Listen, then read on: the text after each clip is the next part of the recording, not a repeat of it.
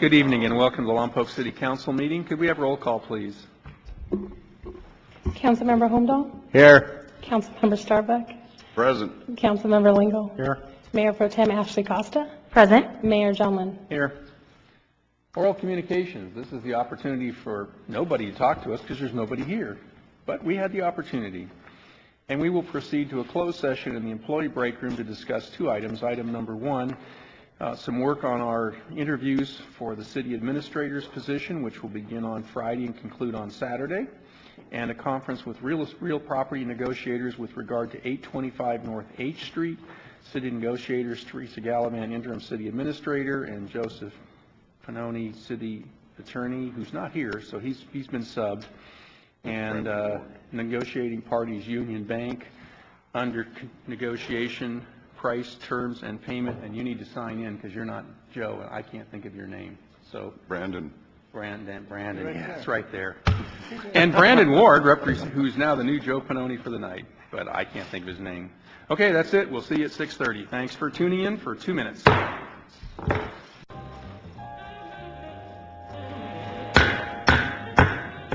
Good evening. Welcome to the Lompoc City Council meeting, joint meeting with the Public Safety Commission. We had a closed session before this, and we have no reportable actions from the items within closed session. And now could we have roll call for both bodies, please? Councilmember Lingle? Here. Councilmember Holmdahl? Here. Councilmember Starbuck? present. Mayor Pro Tem Ashley Costa? Present. Mayor John Lynn? Here. Commissioner Roy Bellas? Here. Commissioner Ann McCarty? Here. Commissioner Frank Campo? Here. Commissioner Victor Vega? And Commissioner Amanda Hollingsworth. Okay, this evening we're gathered for some fun and some good news. So first, do we have any? We don't have it on here. You don't get to make a report, City Administrator. Sorry, you've been left out. But we would let you if you had something you wanted to say. Okay. All right. So now we'll have opening oral communications. This is your opportunity to talk to us for 5 minutes about anything, but hopefully maybe about what we're on. Or you can wait until we get the staff presentation, and then we'll have oral communications again. And because we're who we are, if we have some more communications later, we'll listen to you then too. Anybody want to talk to us now? Nope. Okay. Close oral communications. Come forward to the staff presentation. A review and discussion and consideration of recommendations and what? No, she's the cameraman. Oh, you want to say something? I do. Well, you got to come up to the microphone. Come on down. You didn't jump up and you didn't wave. All right, come on down. We're easy.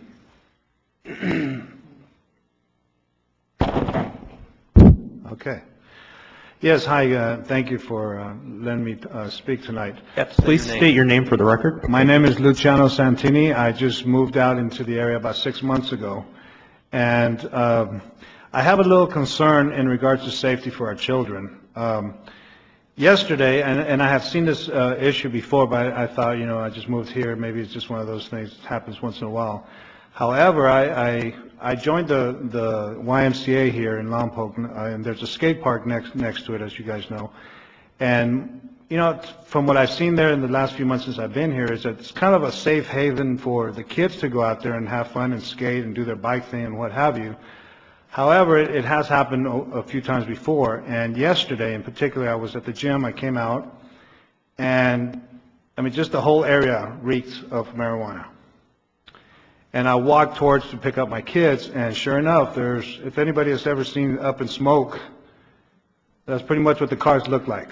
There was 3 cars, they were smoking it up.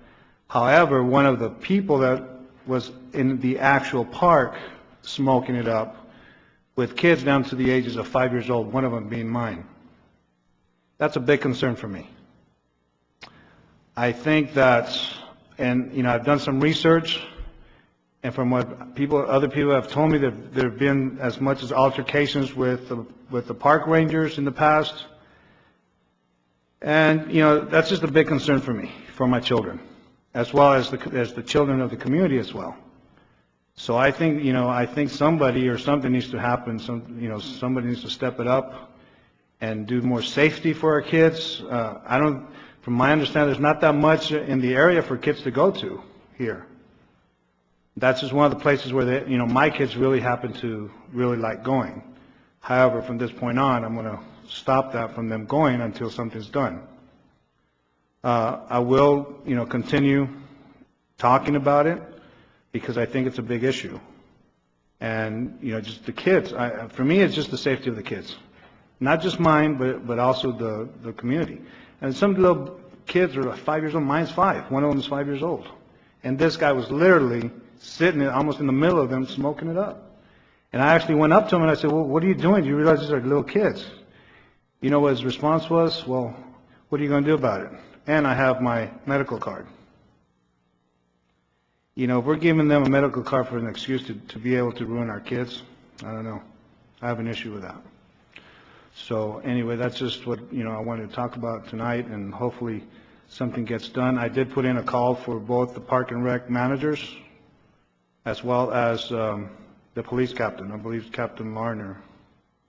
I left a message as well. So hopefully I get a response back. If not, I'll continue until I do get a response back. Okay, so thank you very much. You'll get a response. All right, thank you. We're good at that. And thanks for stepping in. Anyone else? Last chance. Going once? Going twice? Gone. Okay. So, new business, review, discuss, and consideration of recommendations and adoption of the Fire Department Master Plan. Chief?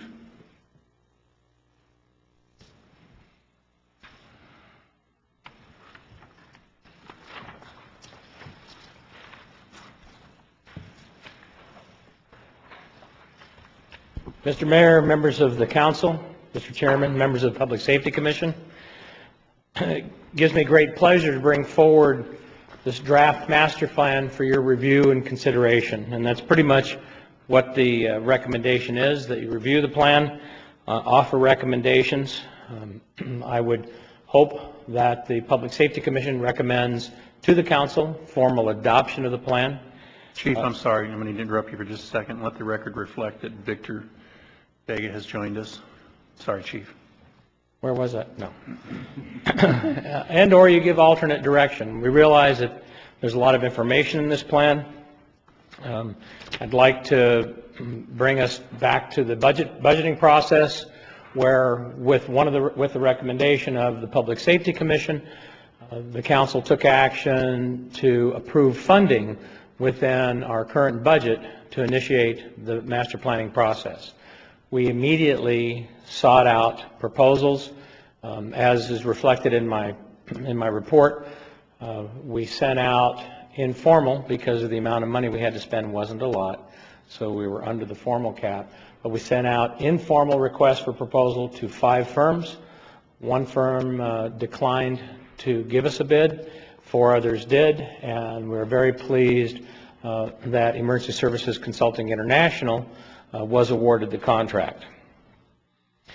We have been working since roughly August with a very aggressive time schedule in order to meet the deadline that I intentionally put within the scope of work.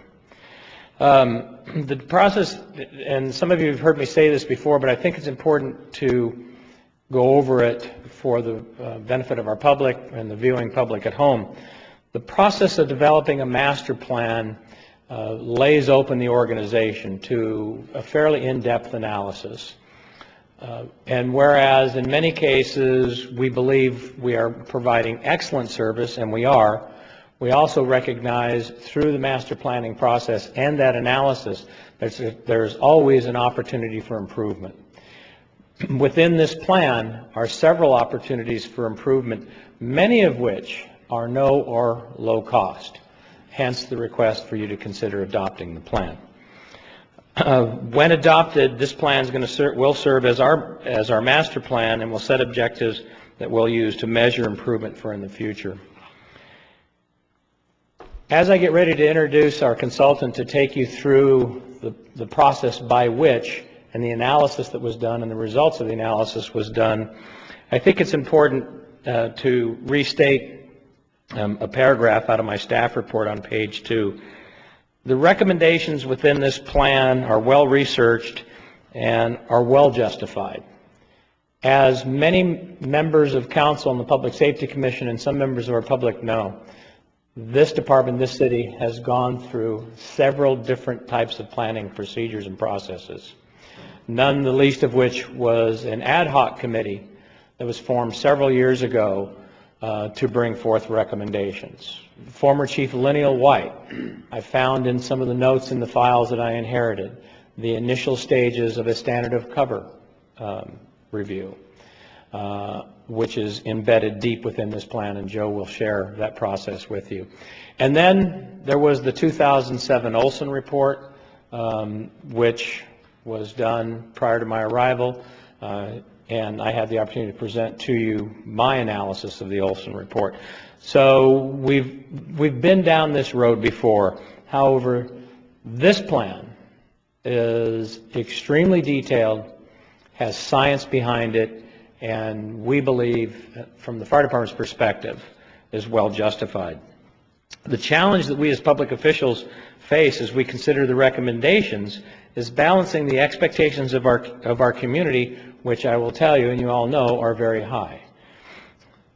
Balancing that with the risk that our citizens and others face, such as the perils of fire, earthquakes, floods, traffic accidents, etc., and our ability to fund the services and improvements. We recognize at the fire department and throughout the public safety departments that we all have limitations. However, absent a plan, we'll never be able to start down the road of meeting those objectives. So with that, what I'd like to do is introduce Mr. Joe Parrott, the lead consultant from Emergency Services Consulting International.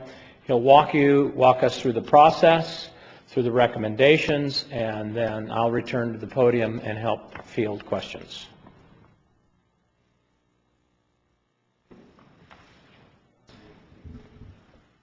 Welcome, Joe. Thank you very much.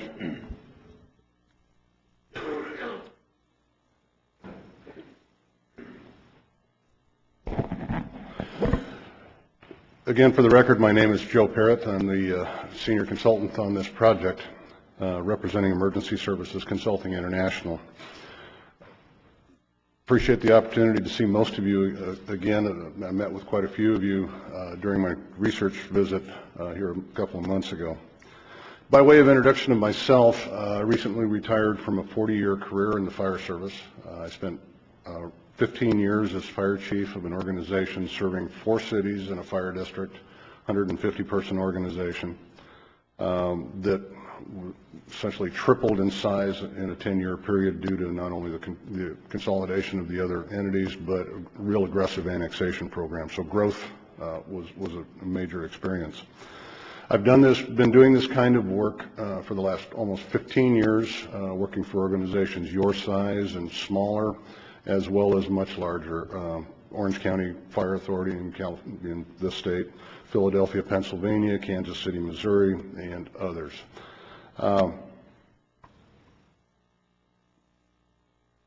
The process we used to prepare this is in keeping with industry guidelines, particularly the Commission on Fire Accreditation International, their Standards of Cover 5th edition document, which really is focused on how to evaluate and build options and recommendations for the emergency response side of the organization. We also use industry-recognized best practices to evaluate the non-emergency services, the training function, the prevention function, support services, and the like. The document includes a description of your community, the kinds of services the fire department provides to the community. The community's expectations is expressed to me by many of you as well as some other community members. A fairly detailed community risk assessment. We want to really capture and understand what it is the fire department has to protect, what unique risks are involved or exist within the community, to get a better understanding of what kinds of resources they really need to have in order to do a good job for the community. Critical tasking and alarm assignments I'll talk about here in a little bit, but it's essentially identifying how many people and equipment are necessary for various emergency types. A detailed review of historic response performance, particularly focused on time and all that. I'll explain why that's important here in a moment. Discussion of the non-emergency support and services provided both internally and externally, and then our overall evaluation, conclusions, and recommendations. This document is a review and assessment of community risk, emergency response capability, and non-emergency services and support. It is an analysis of the level of service currently being provided to the community, an identification of risks impeding really effective performance, and finally, our recommendations for improvement. Now, I want to emphasize something that it is not, and it is not a mandate for you to go out and spend a whole bunch of money tomorrow. I did not evaluate parks, police, or all of the other services, council, that you have a responsibility to fund and manage and take care of. I can't make decisions for you based on what you should be spending your money on. My charge was to identify those things that can make your fire department more effective and more efficient, and that's what we've done. Some of these have some pretty significant price tags, and I understand there's the sticker shock that goes with that. And so I guess my admonition is consider these the things that will make your fire department a better, more effective organization, but make sure you maintain that balance between all of the other services your citizens of your community expect. So again, while this is a roadmap for the future, it isn't necessarily a roadmap for tomorrow. City of Lompoc, pleasant community, coastal community. I very much enjoyed my looking around. I kind of wished I would have seen one of those space launches I've heard so much about, but perhaps another time. A very diverse community, urban community, a population of 42,800 and some, including the prison. And that number is not static. It certainly is going to change over time, and the services you provide need to reflect that change. The fire department is a full-service fire department. It's providing good service from 2 fire stations with 29 employees. There's a minimum of 8 firefighters on duty at any one time, including the battalion chief. The department provides a full range of services, including the traditional things. When something's burning, they go take care of that, put it out. Emergency medical services at the expanded scope level, which is an enhancement above basic. Technical rescue services, some of these in cooperation with other agencies in the region. Hazardous materials emergency response, again, cooperative effort with other agencies. Public education, fire prevention services, new construction plan review, emergency management, and disaster response planning. That's a lot of stuff for an organization this size, and we were impressed with that. The community doesn't present many particularly unusual risks compared to other cities of similar size. There's a flood risk. The river, the San Ynez River that runs through town, has flood issues. FEMA has mapped a fairly broad 100-year floodplain around that, which has impact. The prison, a concentrated, confined population, has its own kinds of unique risks. Distance to other cities, again, and other service supporters. There's 1 fire station reasonably close. It's operated by Santa Barbara County. But beyond that, there really isn't a lot of support and assistance immediately available to the city of Lompoc from other fire service organizations. Wildfire hazard is a pretty significant issue around the borders. There's some risk in the northern portion of the city, pretty significant risk in the southern hills, and as I understand, there's some plans to perhaps to annex down into that area, which will draw that risk with it. Department responded to approximately 3,500 calls during 2012, and that was a period of time we evaluated performance and activity. 2,100 of those approximately were emergency medical calls for assistance, and about 137 fires. Workload has increased over time.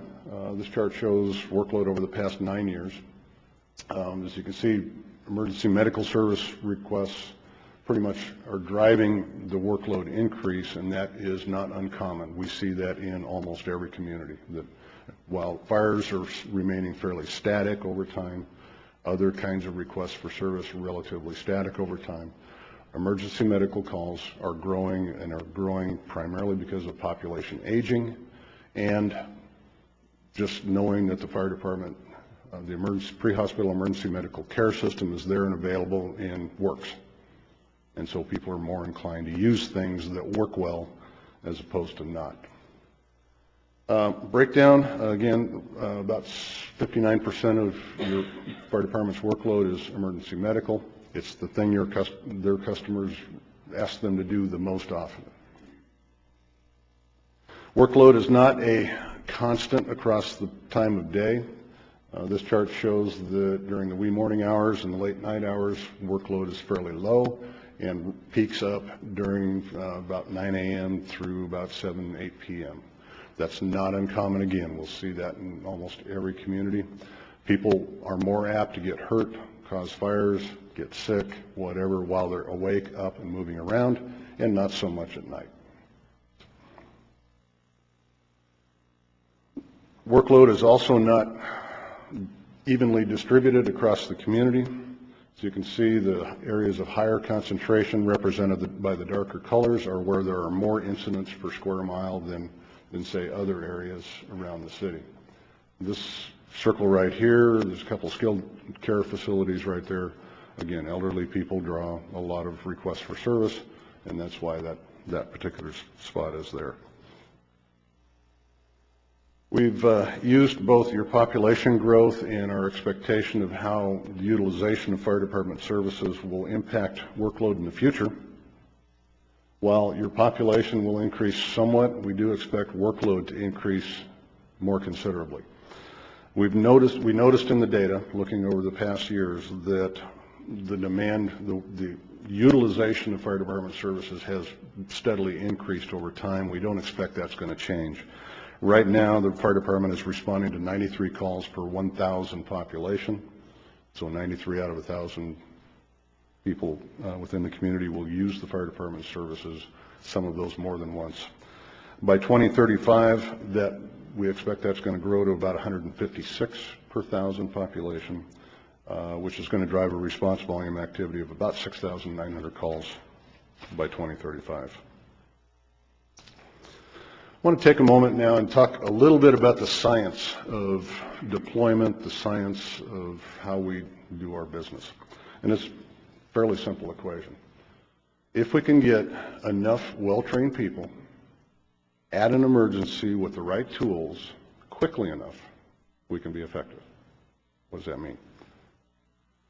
The people, the firefighters, the EMTs, the paramedics on AMR ambulance, all of those folks, the trained emergency responders, police officers with CPR skills and AEDs are even part of that equation.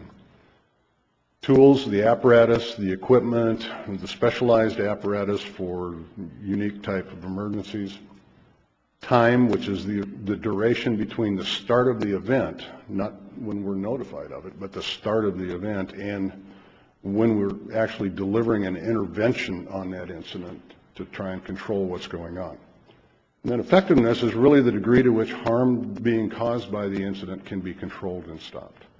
We're not going to reverse the harm. That's not within our capability, but we want to get there and stop that harm from continuing and becoming greater through the course of how these things work. The people part was defined in the report through the critical task analysis, and really what that was a detailed review of, for this kind of incident, what do we need to be able to do quickly during the initial phases of arrival.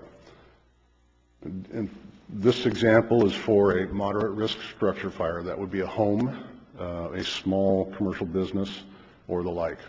And really, what this says is, in order to be effective, we need to get 15 firefighters to that fire within a reasonable period of time to do all of those things that are listed on that chart, because they're all needing to be done simultaneously. So that's the people component. The tools component, then, what do we need to deliver in terms of fire engines and other kinds of vehicles that carry the people? And in this case, 4 fire engines and 1 battalion chief delivers anywhere between 13 and 16 personnel, which is close to meeting our target of total staffing needed of 15. Again, the same moderate risk structure fire. So that's the people side, and that's as we evaluated fire department's capability to deliver the people, then we use this as the basis. Now this what Lompoc Fire Department developed in its critical task analysis is very much in keeping with industry standards. Right on track with all of that. The time part gets a little more complicated. There are a number of phases in an emergency event, some of which the fire department can influence, some of which it can't. Detection, that somebody or something has to identify, whoops, something is bad going on, we need to deal with this. Detect the fire, witness the person in cardiac arrest, witness the traffic accident, and such. Then that person or thing, be it a fire alarm system or a person with a telephone, needs to make contact with the emergency dispatch center. We've done wonderfully good things with 911, a common 3-digit number. We're working on next generation cell phone location identification to make that process even better. The dispatch center then needs to question the caller, determine what's going on, where that emergency is at, identify who needs to respond to that call based on the type of emergency and its location, and then notify the response crew that something's going on. The response crew, once it gets notified, then needs to put on the correct protective equipment, get on the fire truck or whatever unit they're responding with, and initiate movement to the incident. That's turnout time. Then from the time they initiate movement until they arrive at the incident is probably one of the longest periods of time, and that's the travel time. Setup time, once they arrive, magic things don't all suddenly happen. They have to size up the event, decide what tactics they're going to employ to resolve the situation, pull hose lines on a fire, get their air packs on, and do other things in order to be ready to begin an intervention on that incident. And once they begin the intervention efforts, then that's the incident control time. It may take just a few minutes to deal with the incident. It may take hours, wildland fire, for example. Why do we care so much about time? Well, let me go through a discussion of how a fire in a building behaves. From the time a fire starts, right here at the beginning, it moves through a fairly predictable progression of events. You may have heard the term, the fires grow, fires double in size every minute, and that's pretty true. As that fire builds, let's say it starts in a waste can in a corner, now it's burning up the drapes, and now it's across the ceiling, and it's preheating other objects in the room. It's releasing gases, some of which are combustible themselves. And as that fire continues to grow, it reaches a point in about 7 minutes, sometimes longer, sometimes shorter, where an event called flashover occurs. Flashover is pretty significant. That's when there's the contents of the room have preheated to the point their ignition temperature. They combust, all the gases that have accumulated, combustible gases that have accumulated at the ceiling, ignite, and suddenly we've got a fire that, while it was relatively controllable at the time, now is extending outside that room of origin into the rest of the floor, and if unchecked will extend to the rest of the building. There's 2 realities when flashover occurs. One is this is no longer a single room and contents fire that's easily controlled. It's going to be a significant fire that's going to at least impact the entire floor, if not the entire building. The second reality is anyone who was in that room at the time of flashover is no longer alive. We've lost our opportunity to effect a rescue. Now all we're going to do is a recovery. And again, that all happens in the typical fire in a building in 7 to 10 minutes, 10 minutes at the most, really. We know that not stopping a fire quickly has a consequence. These are statistics from the National Fire Protection Association. If we can confine the fire to the room of origin or smaller, the civilian death rates per 1,000 fires is about 2. Civilian injuries, about 25 per 1,000 fires, and average dollar loss, about $4,200 on the average per 1,000 fires. If it hits flashover and escapes the room of origin and we can confine it to the floor of origin, civilian death rates increase about 800% to 16 per 1,000 fires, injuries to 82 per 1,000 fires. And if we can't stop it at the floor and it extends to the building, the death rate goes up even higher. The injury rate drops, but that's only because fewer people survive the injury. So for us, the quicker we can get resources on the incident, begin applying water to cool that interior environment to prevent flashover, means that we have an opportunity to be effective. So time, in that case, matters. Emergency medical events, the same thing applies. Cardiac arrest, your survival opportunity drops dramatically over the course of a very short amount of time. If we can get CPR initiated quickly, if we can put an AED or defibrillator on you and initiate that shock quickly, we can be more effective. Oddly enough, the best place to have a cardiac arrest is a Las Vegas casino. All of the security guards and all of the staff are trained in CPR and how to use automatic defibrillators. They have automatic defibrillators scattered all over the casinos, and they've got all those cameras. As soon as somebody falls down because their heart stopped, they know about it. They're getting security crews to that patient within seconds.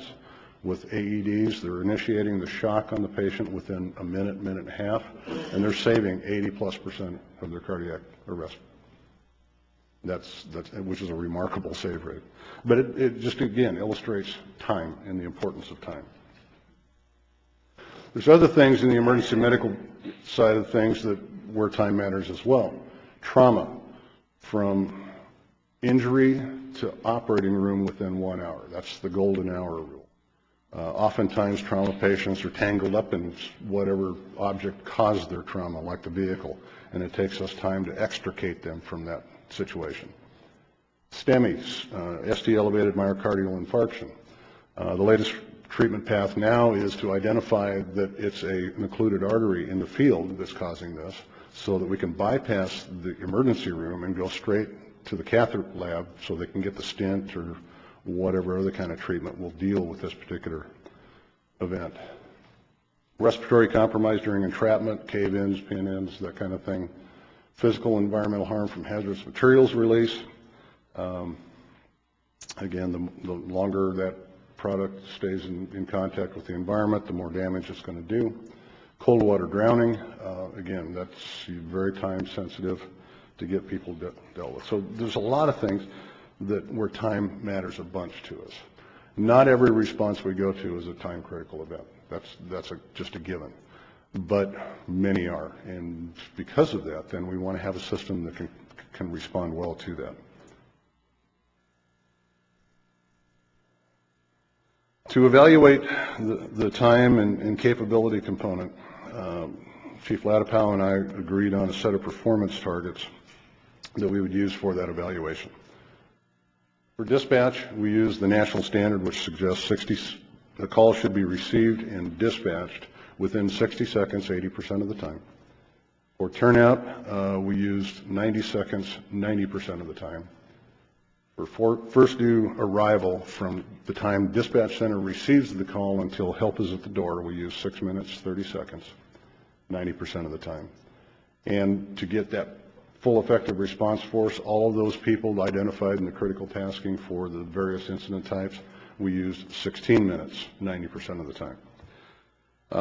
Your city's general plan has a time policy within it. It says 5 minutes to get somebody there. What we were unclear about is when the clock started.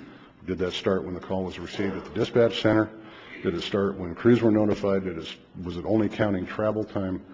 So one of the recommendations we have is to help your fire department by making your expectations for time more clear in the general plan.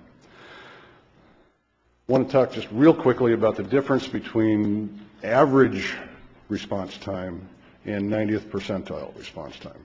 The fire service industry adopted the percentile-based measurement system a number of years ago because averages just was not telling us the story we needed to know.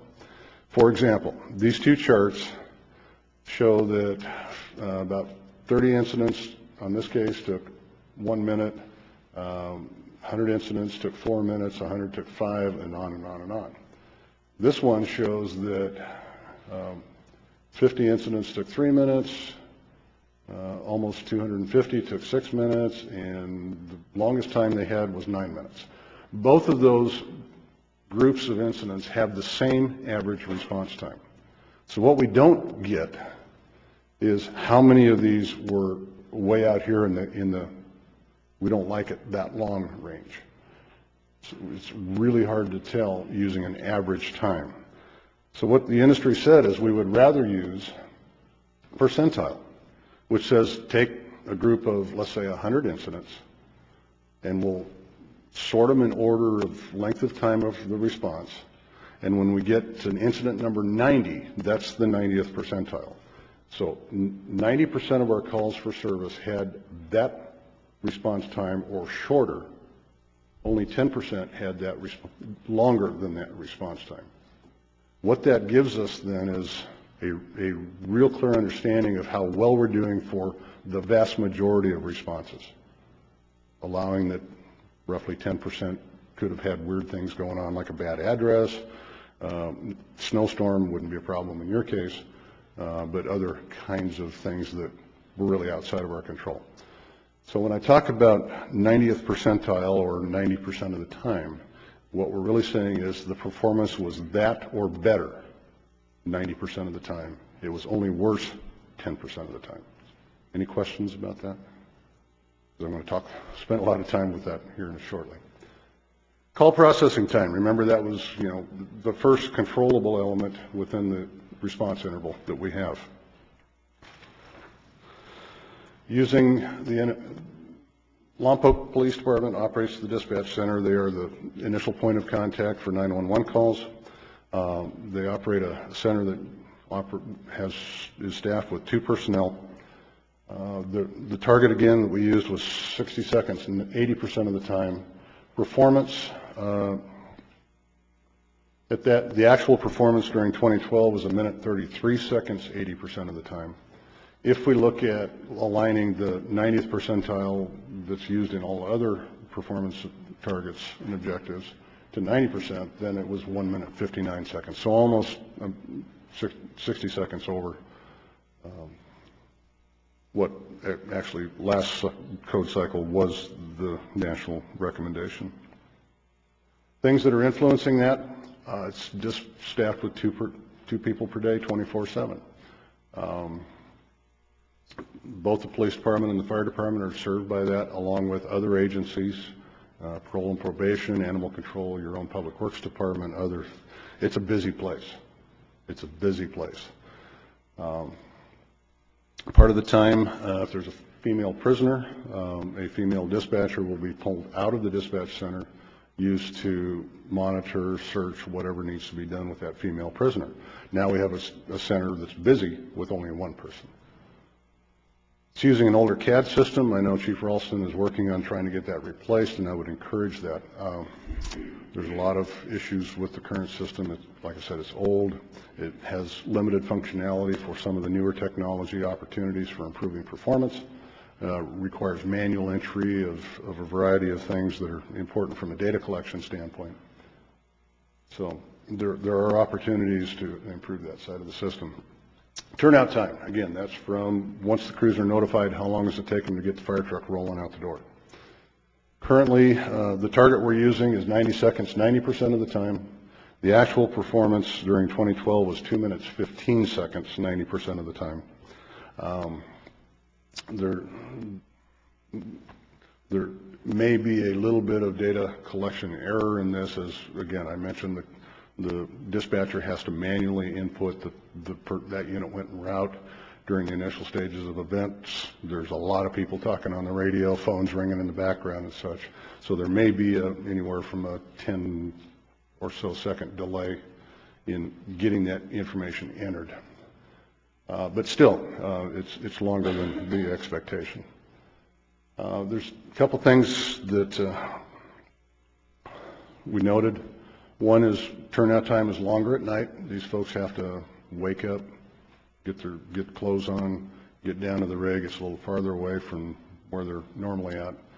During the daytime, it's not uncommon for them to actually be in the fire truck driving down the road when the call occurs. So turnout time's like that much versus much longer.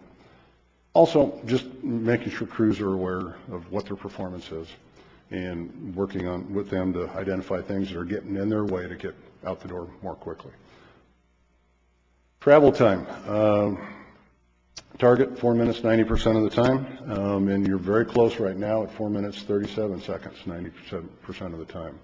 It's actually very good travel time performance for this community. A couple things that if we can resolve, we'll make it quicker. There are quite a few concurrent incidents. In other words, 2 incidents happening at the same time.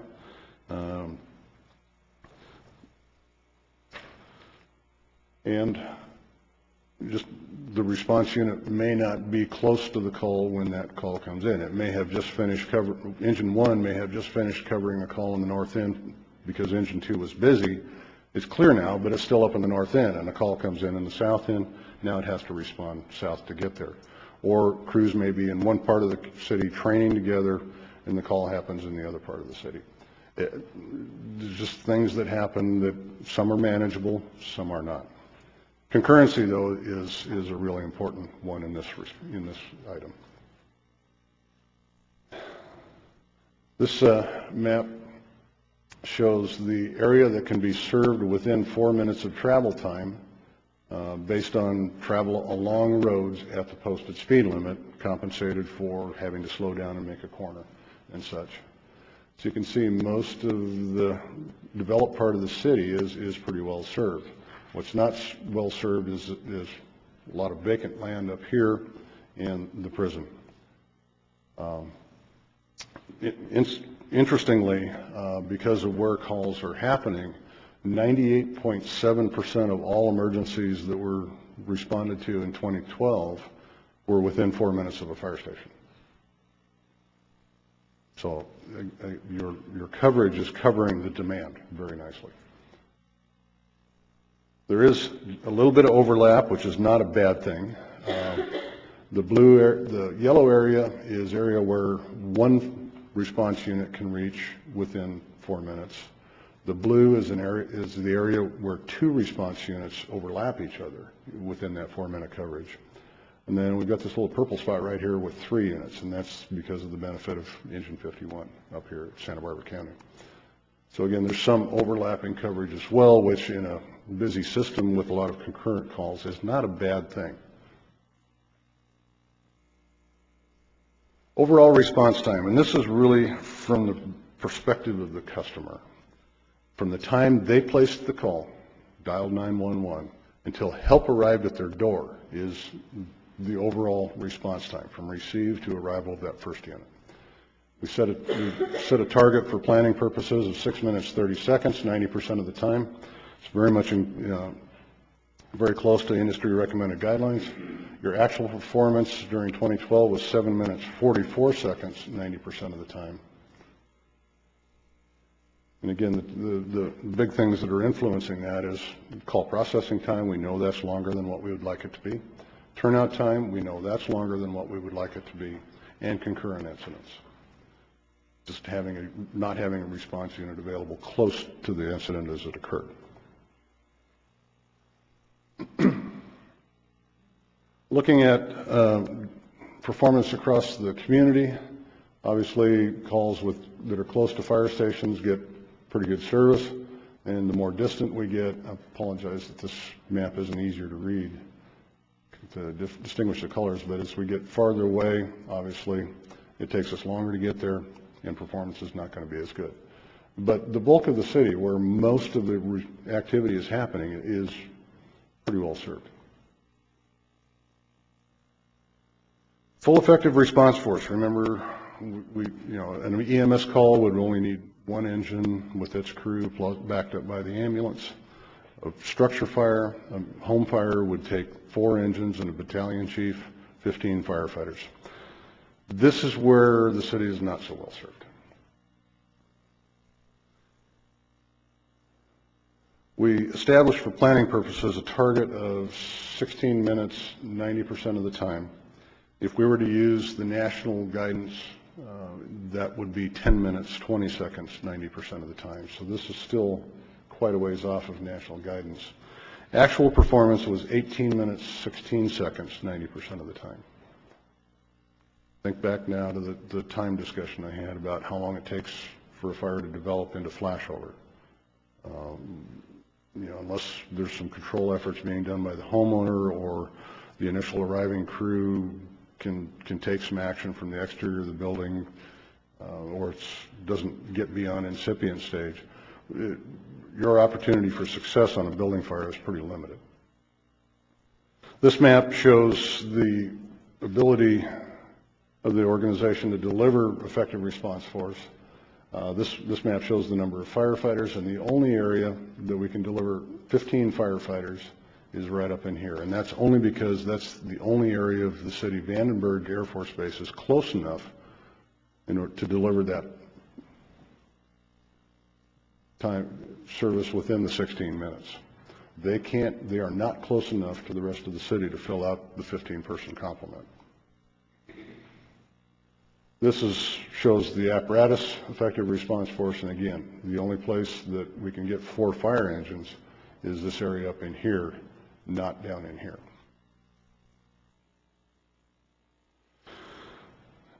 Fire department is contributing well to emergency medical service delivery. I want to walk through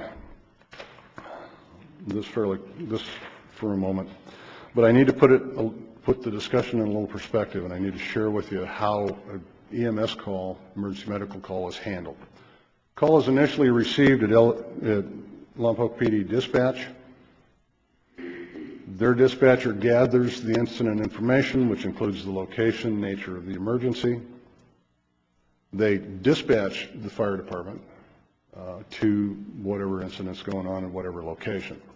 At that point, they transfer the call to Santa Barbara County dispatch so that the Santa Barbara County can do additional questioning and figure out which ambulance is supposed to respond and dispatch that ambulance. Once they've got the additional information, then that ambulance is dispatched. So there's a lot happening in order to get both of those response resources on the incident. Lompoc Fire Department delivered a unit on an emergency medical call within 7 minutes 23 seconds 90% of the time. So 90% were that or shorter, 10% were longer during 2012 from the time the call was initially received at Lompoc PD dispatch.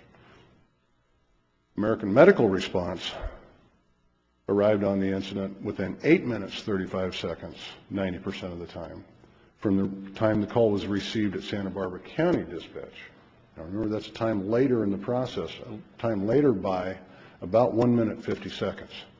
So from the time LPD dispatch takes the call until Santa Barbara County dispatch gets the call, it's about 1 minute 50 seconds. And so AMR is really arriving within 10 minutes 25 seconds 90% of the time from the time the person who called in that emergency made first contact with emergency services. This, again, is an opportunity for improvement. Concurrency, I mentioned that before, that's getting in the way of travel time particularly. This shows number of concurrent calls by hour of day, not so much at night, but it really bumps up here in the daytime, early evening hours. Overall, there are 13% of incidents had another call going on at the same time. And because we sometimes respond more than one response unit, on 17% of emergencies, we had both units from Lompoc tied up at the same time. So that third call that comes in is going to have to be handled by an outside agency.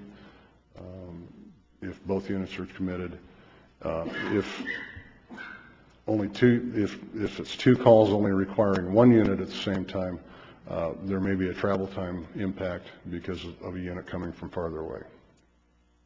But it's an issue, and this is a higher level of concurrency than we would see in most communities like of this size.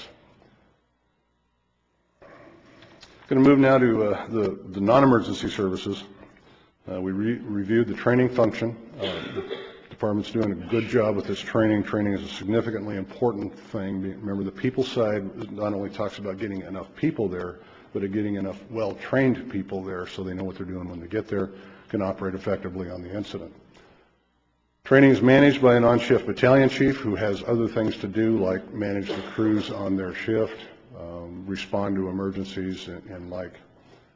There is support given by shift personnel, little to no administrative support. The organization has only one administrative support staff who is already very busy with all of the things she's doing. Current program is using industry best practices. It subscribes to all of the state certification requirements. We found no issue at all in what's being delivered. Limited training facilities, basically a parking lot that they can find that might be available that the business doesn't mind them using. However, on the completion of the Allen Hancock Public Safety Center, you're going to have some really dynamite, excellent facilities. And I know Chief Latipal is already working on agreements with them to capitalize on that resource. New employee training, because of some higher level of turnover than normal within the organization, does take a lot of time. It's a 6-week to 8-week recruit academy that is pretty much every day. Takes up a lot of the organization's time to do that. Fire prevention, delivering good services, new construction plan review and inspection, existing business inspections, public safety education, fire investigation, all of the things fire prevention operations do. It's managed by a very busy on-shift battalion chief again, supported by a temporary employee who is here for not too much longer until his hours run out on his contract. This is a critically important program. Engine companies are used to assist with inspections and public education, and again, limited administrative support to the program. Prevention is, like training, is one of those things the fire department does that probably doesn't get a lot of attention because it's not red lights and sirens going down the street. But it is really one of your better opportunities for community quality of life. I've always contended the fire departments are in the business of quality of life, that we do things when bad things happen to good people, we go and try and make it as good as we can again. Stop the bad from occurring, try and help to make the bad event not so traumatic to the individual. One of the best ways we can do that is to not let that bad thing happen in the first place. And that's what fire prevention is all about. Support services, the organization is operating with a single administrative support staff who is doing yeoman's work. Significant diverse workload, including all the reception functions. There is no backup for a lot of the things she does if she's on leave. And because of existing workload, just not able to provide support to other programs like training and prevention. So again, to make the organization more effective, this becomes a pretty good opportunity. So we get to the recommendations. And before I do that, are there any questions about anything I've covered up to this point? Let's take a quick stretch break. Everybody at the 5-minute break.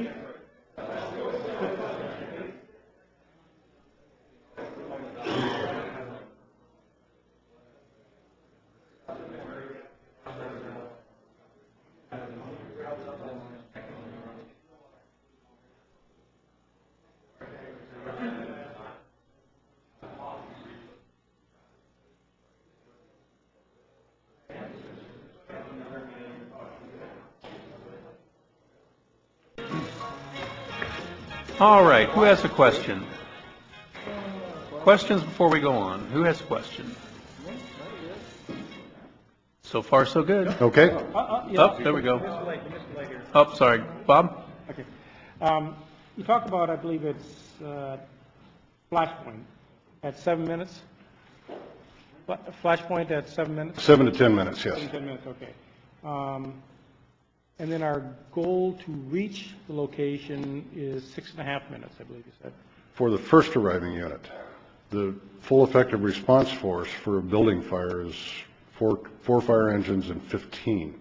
We want to get those there within that target 7 to 10 minutes, ideally. Yeah, ideally. And it seems like it doesn't give us any room for error then, because if flashpoint is 7 to 10, and we're just arriving, first unit at 6.5. Yeah, we can't, yeah. Right, with one unit, you actually can't go in the building, is that correct? Only under two circumstances. One, if the fire is still at what's considered incipient stage, so it hasn't really started to involve the room to the point of creating what's called an immediately dangerous to life and health environment, which is depleted oxygen, high heat, and such. The other is if there's a rescue. If we know there's somebody inside or believe that there's somebody inside, we can go inside and do whatever we think we need to do, as long as we do it safely. Okay. Well, I guess it was just a comment. It really wasn't a question. It was just a comment that it seems like we don't have a lot of room for error at that point. Then. It's a tough standard. And if I could, Joe, right now with the SAFER grant, that initial unit, 90+% of the time, is arriving with 4 people on it. So we meet the OSHA mandate to do initial attack. All right, time to go through the record. Real quick, I had just a real quick question. Under the historic performance, how come we don't call the ambulance first? Why do we call the fire? Why does dispatch call out the fire crew first, and then it goes through Santa Barbara County, then to the ambulance when? It's largely, it begins with the fact that 911 calls are routed first to Lompoc Police Department dispatch for anywhere inside the city of Lompoc. Lompoc could say, we're just going to pass that on to Santa Barbara County and then let Santa Barbara County pass the information back over here. My belief is you've got better locations for your response resources. Let's get them going. If there's a way we can shorten that time that is required to transfer the call from Lompoc PD to Santa Barbara County, like when Lompoc Fire is dispatched, that information shows up on Santa Barbara County's computer so they can immediately dispatch the ambulance, then we can resolve that. But it makes, at least in my opinion, it makes more sense to have the fire unit dispatched first and then get the ambulance going. And Councilmember Starbuck, there are multiple reasons for that. Number one is we're better situated throughout the city to provide a quicker response. Number two, we never know what the status level of ambulances in the city are because we don't control them. And it's possible that the ambulance is coming from somewhere outside of the community. And we believe that taking care of our citizens is primary for us. And many, many times we get there quite a ways ahead of the ambulance and immediately start rendering care. Would this be resolved with the CAD? Would that give us that ability to know where they are and immediately communicate with dispatch? No, not at all. No, we don't control their movements. It's under the contract. We don't control their movements. Now, they do make every attempt to keep units available. However, we're a busy system, and their business model will not support having multiple ambulances here 24/7. Larry, when your CAD upgrade is completed, will we then be able to just link data to Santa Barbara County rather than having to repeat it over the phone? Will there be automatic data transfer, do you know? I don't believe that will be a piece of it, no. Thank you. There's two pieces of that. One is providing early notice to Santa Barbara County Dispatch that a call is occurring, an EMS call is occurring in Lompoc. but also Santa Barbara County dispatchers want to have a chance to ask more questions of the person who's calling the emergency. So they still want to get the caller. What would be ideal is a CAD link that would, and I'll talk about this more in the recommendations, but something that would give a heads up to Santa Barbara County that something is coming. Okay, I will move on. Recommendations. The first one is what we recommend is provide greater clarity of your expectations for the fire department in your general plan. Again, I mentioned earlier that there's a 5-minute response standard in there. It's really unclear what that means. I would recommend that council adopt and Public Safety Commission adopt a set of really clear response performance goals as targets of improvement for the organization. Something that will help guide them to the things that they will do to make their effectiveness better and guide their operations into the future. That would include these: dispatch, turnout time, first due arrival, and full effective response force recommendations. Improve call processing performance. One of the things that you may want to consider is reviewing the opportunity to purchase your dispatch through Santa Barbara County rather than provide it yourself. My conversations with the sheriff indicated he is most interested in having that conversation. It's really a matter of choice for you, local control. But as you can already see, there may be some time-saving opportunities for the benefit of the customer, particularly on that how long it takes to get an ambulance dispatched from the time the person makes initial contact with emergency services. However, while those conversations are going on, there's still some really important things that ought to be happening. Using a dispatcher to deal with female prisoners is something that's depleting resources within the center and is driving performance issues. Recommend discontinuing that. Would also recommend improving staffing levels at the center, particularly during those busy times. There's a 10-hour period of the day, at least from the fire side, that an additional dispatcher would be very valuable. I would suspect that if we did the same activity by time of day for police, it would also result in a similar analysis. And then continue efforts that Chief Ralston is already working on a CAD replacement. I asked a series of questions about the quality of that system, and the responses I got back indicated to me that what they're looking at is a pretty good system. And so I would encourage that effort continue as well. Turnout time, review station configurations to see how we can make that time from the distance traveled and the impediments and such shorter. There's a station alerting system that is in progress of being purchased and installed. Continue with that. That is going to help as well. And then just periodically to let folks know in the organization how they're performing and reinforce those performance expectations. Travel time.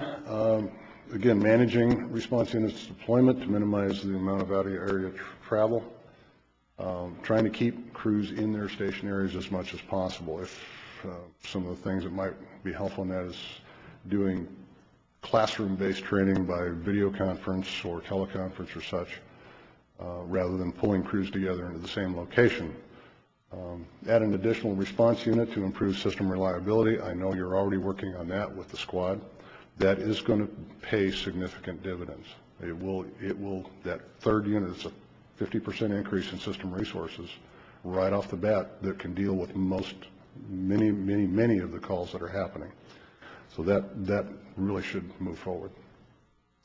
Closest unit dispatch technology. Again, the new CAD system has that capability that's being proposed. What this does is, rather than say Engine 1 responds to all calls within Engine 1 service area, it says which unit is physically closer to the incident based on travel time, and it dispatches that instead. In systems that have implemented this, they've seen travel time improvements as much as 25%. It's really significant benefit. Traffic signal preemption equipment. Really, it's the way for the fire engine to control the color of the traffic signal in the direction they're heading. Turns red for everybody else, green for the direction they're going, moves them through the intersection more quickly, and on top of that provides a safer transit through that controlled intersection, which nationally is the place most fire truck accidents occur. Skilled nursing facilities represent, you saw that big blue purple blob on the map. There are many calls that they have to request services through 911, which generates fire department response that are really unnecessary. That's going to take some rule changes. It's going to take working with the skilled care facility to identify other ways to get the things they need, like just an ambulance to transfer somebody from their facility to someplace else. It's not really an emergency. That's going to reduce workload, which again reduces concurrency. And fire station number 2 has been in the conversation for a while about relocation.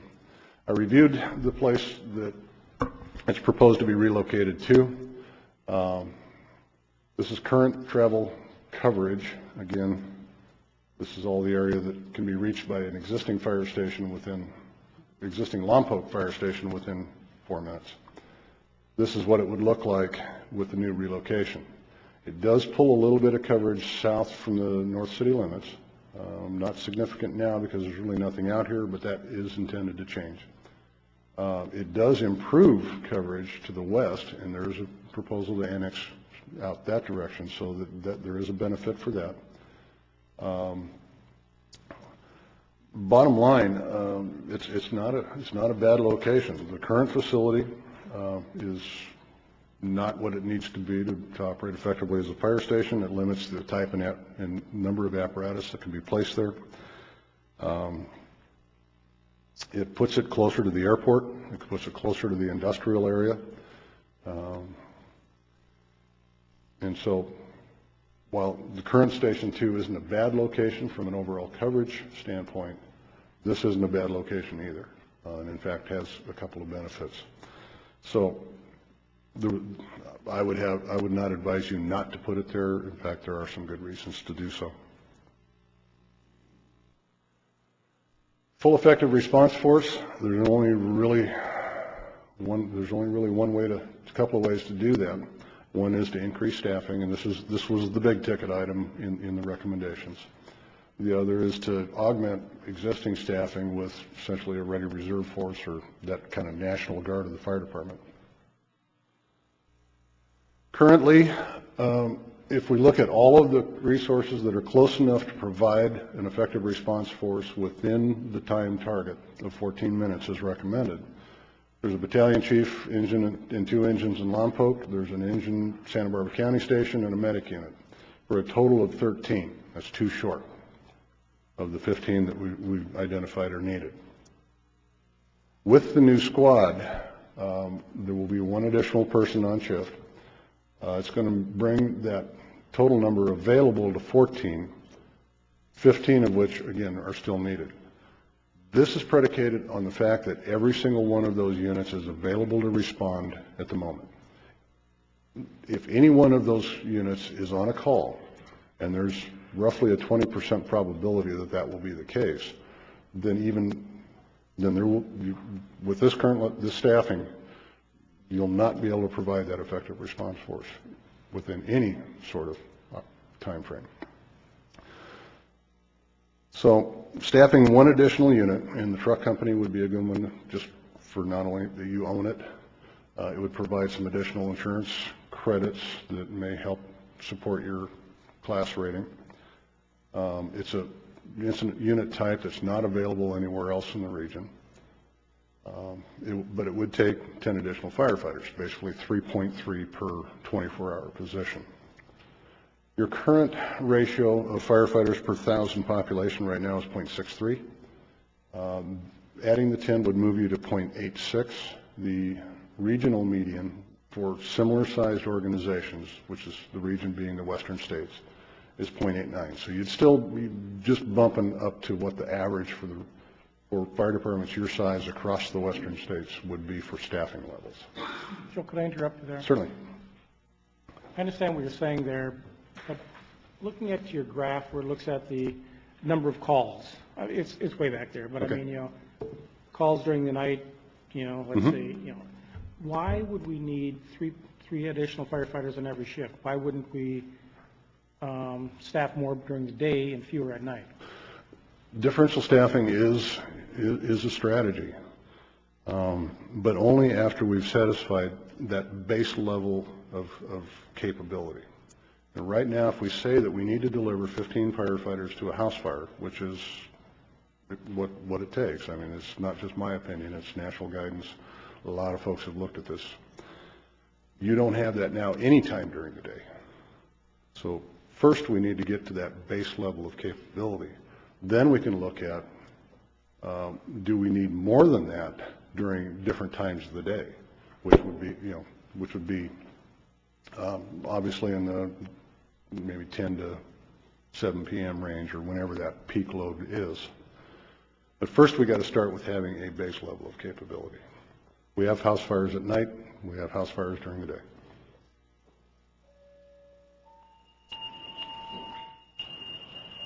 And there they go. No, but I did have a budget hearing in front of my city council a bunch of years ago when I was fire chief, and in a room that was right next to the fire station, and it just happened to be that was the busiest night of the year for that station. They were shoo, shoo. And I got accused of setting that one up too. Chief, how many structure fires of this type that we would need this level of response do we have out of our 150 fires a year, do you think? The guesstimate, not the estimate. When we look at the data across the West, it varies anywhere from 2 to 4%, depending on the age of the community, depending on the public outreach. 4% of 150? Okay. Thank you. Pre-hospital emergency medical care is, again, I mentioned that's the thing that your community asks you to do the most, or asks your fire department to do the most. That whole dynamic and that whole system thing is going to change because of Medicare reimbursement rules, healthcare, the Affordable Health Care Act, and a lot of other things. There's a lot of emphasis now on we've got a system essentially designed that you call 911 if you got a medical emergency. Ambulances and other resources show up, they package you up and take you to the ER. Well, a lot of folks don't need that, and that's causing increases in costs to the system. There are pilot projects going on all over the country that are looking at, can we take that person somewhere else, or can we just divert that caller to a nurse consultant who can help set up alternative care? Can we do things that will help the hospital not have readmittances within the 30-day period that Medicare says if you do, you're eating the cost for this patient? A lot of things going on. It's still in its infancy, but it's going to be worth exploring and keeping in touch with local and regional healthcare partners to try and do that. Again, on the, how can we do the best job for our community is really to help them not have that bad thing in the first place. Public education in the EMS area can pay real big dividends, and there's lots of organizations out there to partner with to help make that a reality. And finally, one of the things that we're discovering as we're starting to roll out these pilot programs for alternative pathway and alternative care, pre-hospital emergency care, all of them are based around a paramedic in the fire department with a little advanced training to become this called community paramedicine. Your organization doesn't have paramedics. It's not delivering that level of service. It's not authorized to deliver that level of service. If we want to look at alternative ways of delivering emergency medical care, and that's going to be, I think, in your future, if you want to be part of that, the fire department's going to have to deliver that level of certification. So now would be a good time to begin trying to upgrade and create that level of capability.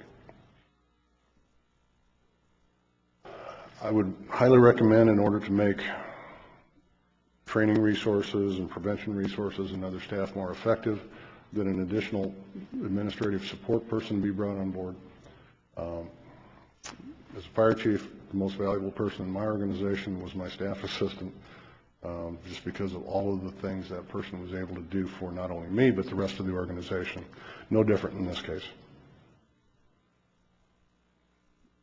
The current contract fire prevention employee is going to be ending his term of service here soon, simply because he will run out of hours that he can work. It's a very important function. Recommend that you replace that person with a full-time fire prevention specialist, certified and qualified to do all of the things that need to be done. That person can also help get engine companies who are out doing inspections as well certified, or at least qualified at a level that is commensurate with the kinds of inspections they're being expected to do. Finally, as we add programs and add work and personnel and such, comes a point in time where Kurt by himself with 3 battalion chiefs just isn't enough to provide effective management within the organization. And so at some point, you should really consider a deputy chief, assistant chief position that can manage a lot of the support activity, oversee some of the things, offload some of that overhead work off of the battalion chiefs so they can spend more time working with their crews, training their crews, responding to calls, and doing the things really the battalion chiefs are designed to do. And with that, I would entertain any questions. Yeah, I'd like to ask one question. It goes back to the numbers of the 15 of fire trucks. I think it was 3 slides back or such. Right there. The one thing that I've noticed, and I'm real happy to see what we're doing, is using the squad, which is 2 people, and also having both paramedics. What it does give us that we don't have now, if I read it right, we have fire engines going to the medical services following the ambulance, and that takes the fire engine out of service. And if we could use a squad, which will help on that, that would be one way to at least have another fire engine going. Until we get everything else worked, it's a way to give us a plus. Yep. No, I think I'm very positive about the squad. For all of those reasons. One, it ups the capability of the organization a little bit. It allows a smaller, quicker vehicle to respond to calls that a big fire engine aren't necessary for. That doesn't mean fire engines won't be responding to medical calls. If it's north end, Station 2 is going to cover that engine too. If it's south end and the squad's available, it should cover it first. But that concurrent emergency medical call is still going to need service, so it's still going to get a fire engine. But yeah, the squad is definitely a big move in the right direction. Thank you. Thank you very much. And again, from my perspective, raise your hand. I can't see you.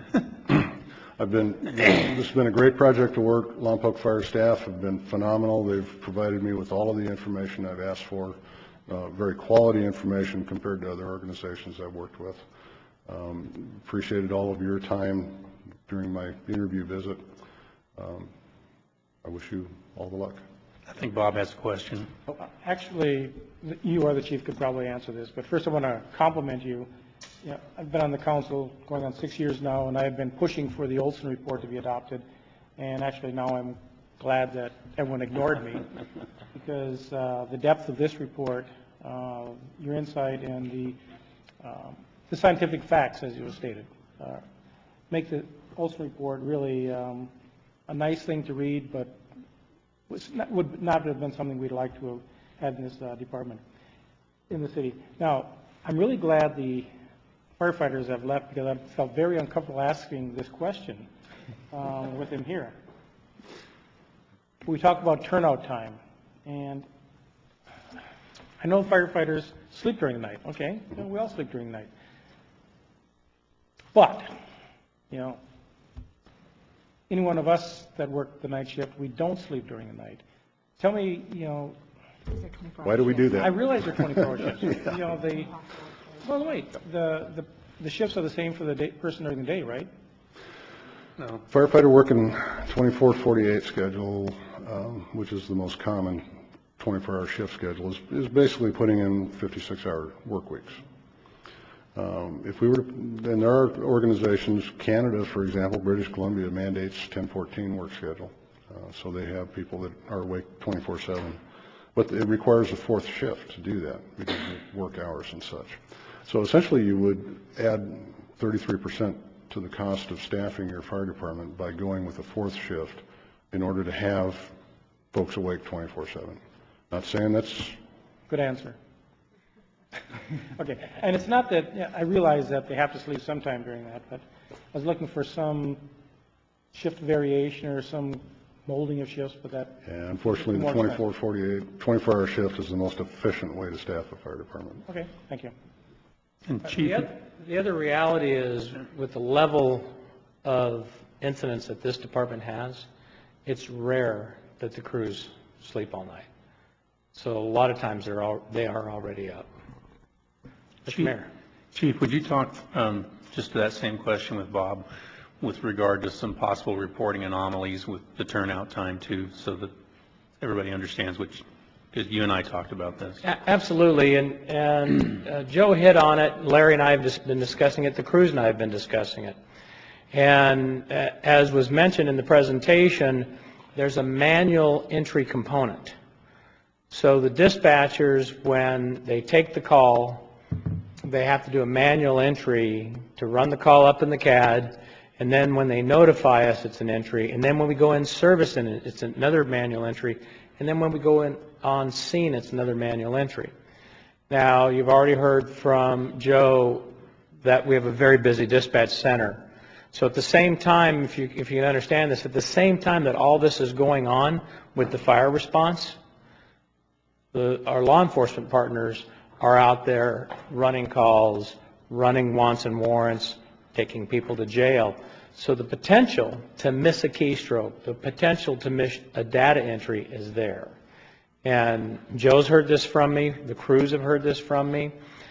We have a fairly significant level of concern for the data, which is why I'm very supportive of what Chief Ralston is doing of updating the CAD.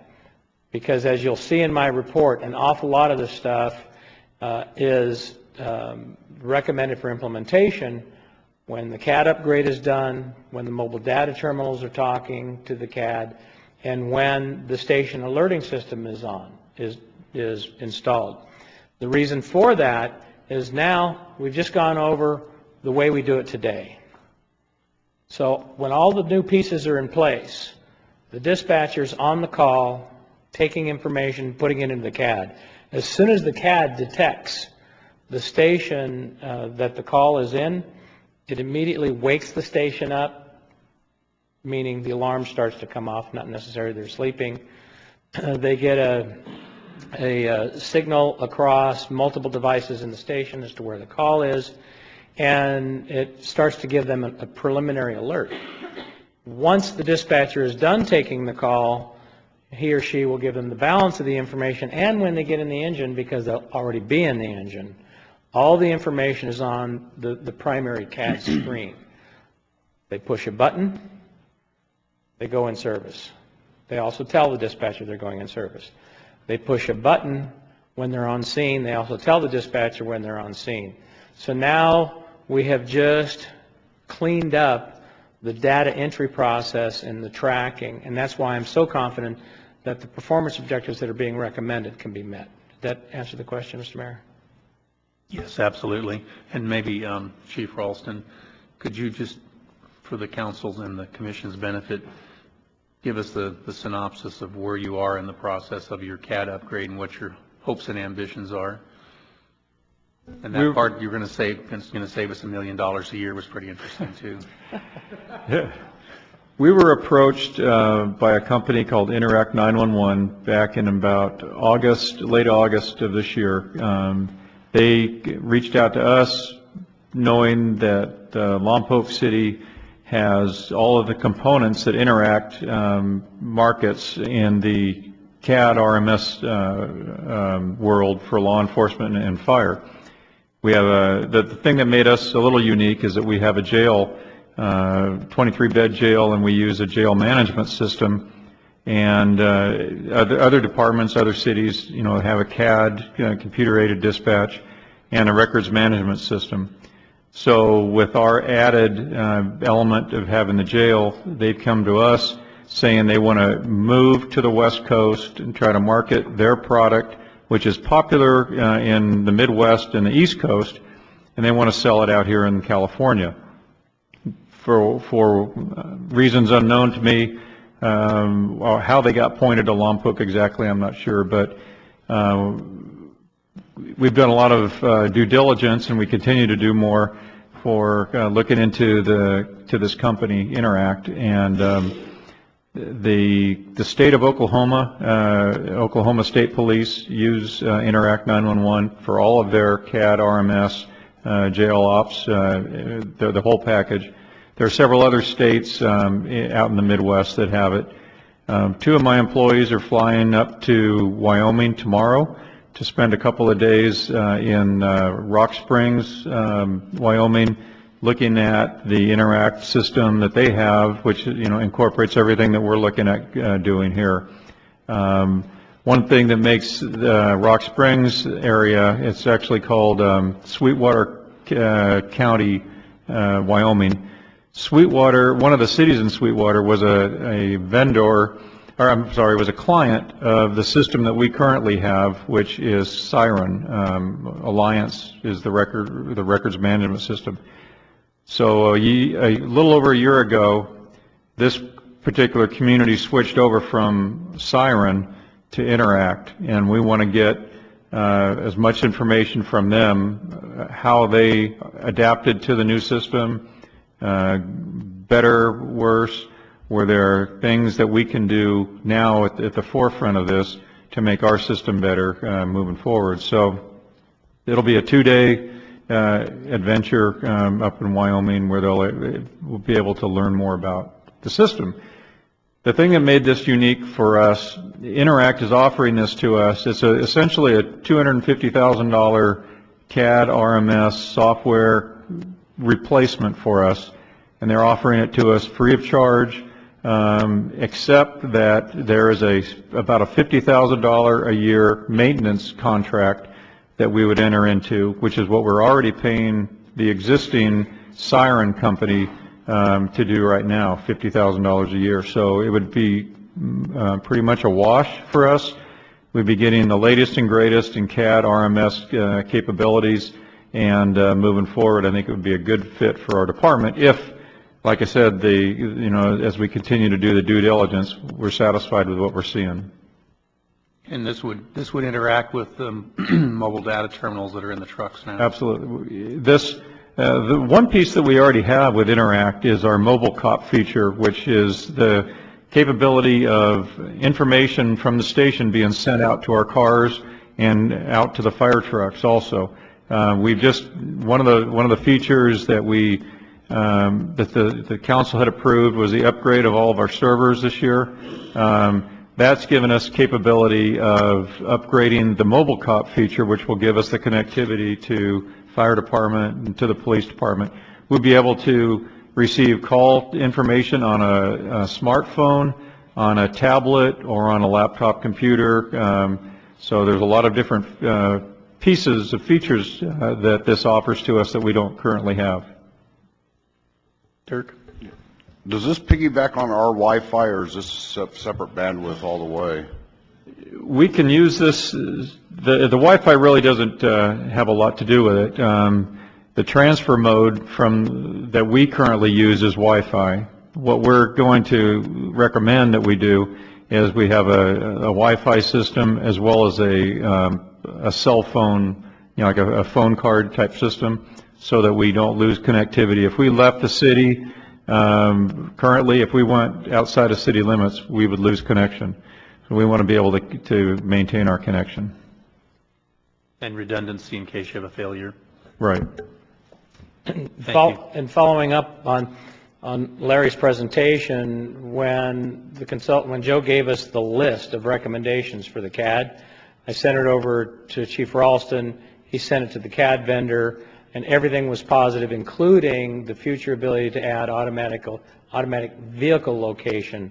so that the dispatchers on a map screen within the dispatch center, as long as the vehicles have ABL, would actually be able to know where the vehicles are 24/7.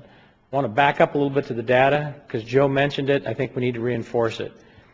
We're analyzing, for the purpose of turnout time, response time, et cetera, 2012 data, because 2013 is not done.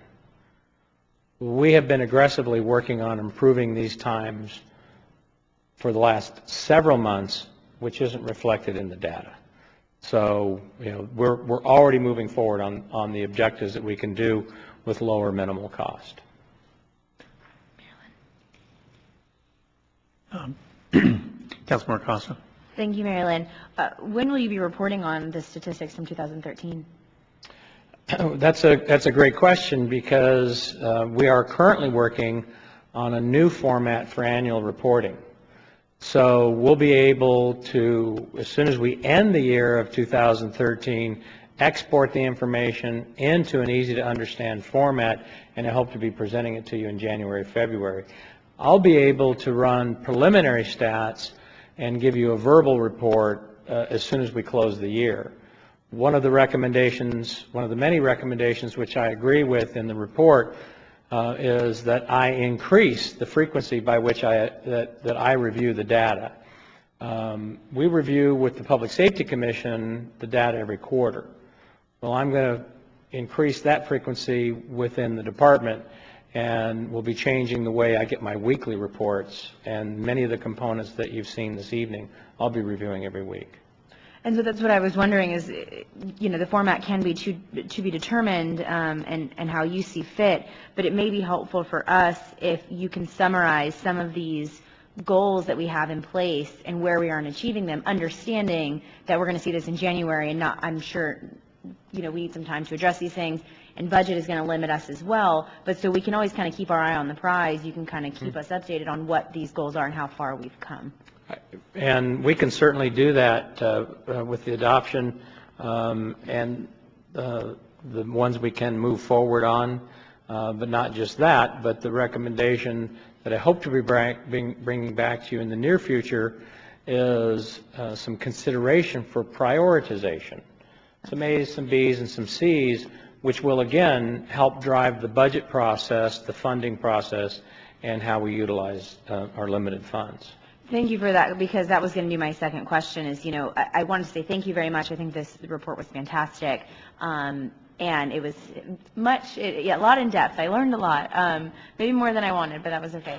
But, part of it is, we have all these fantastic recommendations, but you know better than we do what is A, B, and C. So I really am looking forward to that, understanding, of course, that as you said, budget constraints are an issue for us. So thank you again, and thank you, Chief, for that. I just want to make sure I said that. Thank you.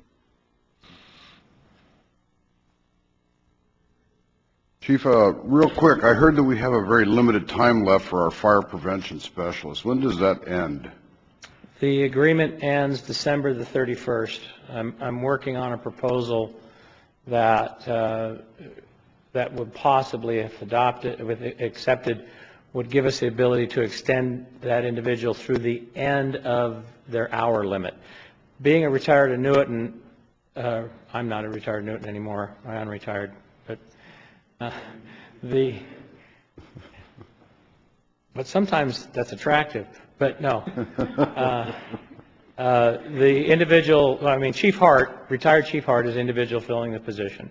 By PERS regulations, we have a limited number of hours we can use the retired annuitants in a fiscal year. We also have regulations that govern how many times we can do it. So Chief Hart, we've done some initial projections. It looks like we may be able, with some good time management, with agreement of the city administrator and our HR director, because we don't want to impact Chief Hart's retirement, we might be able to extend him through February. So we need to start basically recruiting for this position, but now this position, if I'm not mistaken, doesn't it also get money out of inspection fees, et cetera? He's not paid for out of all general fund. Well, right now, because due to the limited nature of our fees that I'm working on. We're not... Plus the board we're working on. Yes. So we're not fully recovering those costs. The proposal or the recommendation is that in the event you recommend we move forward with this, is that I'm projecting we can recover, and I have consulted with other consultants. I've consulted with a fee recovery vendor who agrees with the calculations, the preliminary calculations. We believe we can recover at least 75% of the total salary and benefit load for the position. Full-time. I mean, it's a necessary inspection. You know, it's a big driver in economics. Chief, would he or she be a safety position? Yes, for all. So that would be an addition and available for responses, correct? Correct, when they're up, right. And that's, thank you, Chairman. Because that's exactly, when you look at the menu, if you will, of expectations for the position, you know, plan checking, complex fire inspections, safety officer at scenes, adding to our effective response force, operating the fee recovery program, managing that contract, making sure we're not leaving any money on the table.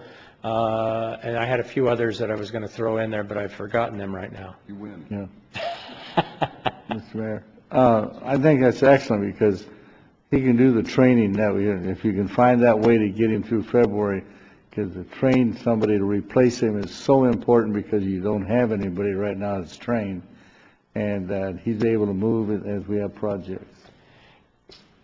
Oh, there might be one more guy around.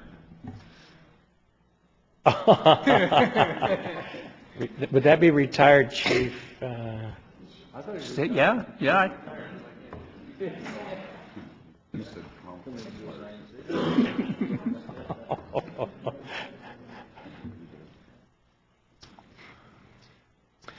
The balance of the staff report is, I hope you will agree, fairly well laid out. A little different from our normal format, I'll give you that. But what I tried to do is highlight the recommendations from the consultant in the master plan, or give you an overview, and then staff's recommendations are highlighted below. The things that I know we can do by 2014 because of the progress that Chief Ralston is making are articulated in there. The effective response force, I know that's a concern. Councilmember Lingle, you asked the question, how many of are working structure fires? What I gave you was a national average. To tell you how many of those 100 plus were working structures in the city, I need to go back and look at the data. I can tell you, even though that makes up a small percentage of our business, it is, after all, a very critical percentage, and for some reason recently we've had a few of them. So the effective response force is dependent on our neighbors. It always will be until we come out of the economic recession and funding is no problem. I'm not standing in front of you today, this year, or next year, making the recommendation that we add an additional amount of staffing to staff that truck company, as much as I would love to have that. But what I will share with you is something that you've all heard from me before in multiple reports, and that is the current staffing we have. And you recall when you gave the green light to accept and staff up, the current staffing we have is now equivalent to the day-to-day risk for the most part, where we're able to put at least 4 persons on the scene initially on a fire, giving us the advantage over our OSHA requirements, where in the past we had to make sure the battalion chief was there, the second due engine was there. So we're operating at a much higher efficiency level, and we can demonstrate that on every fire we've had recently since we upstaffed. But I'm not recommending that we hire 6 more people today.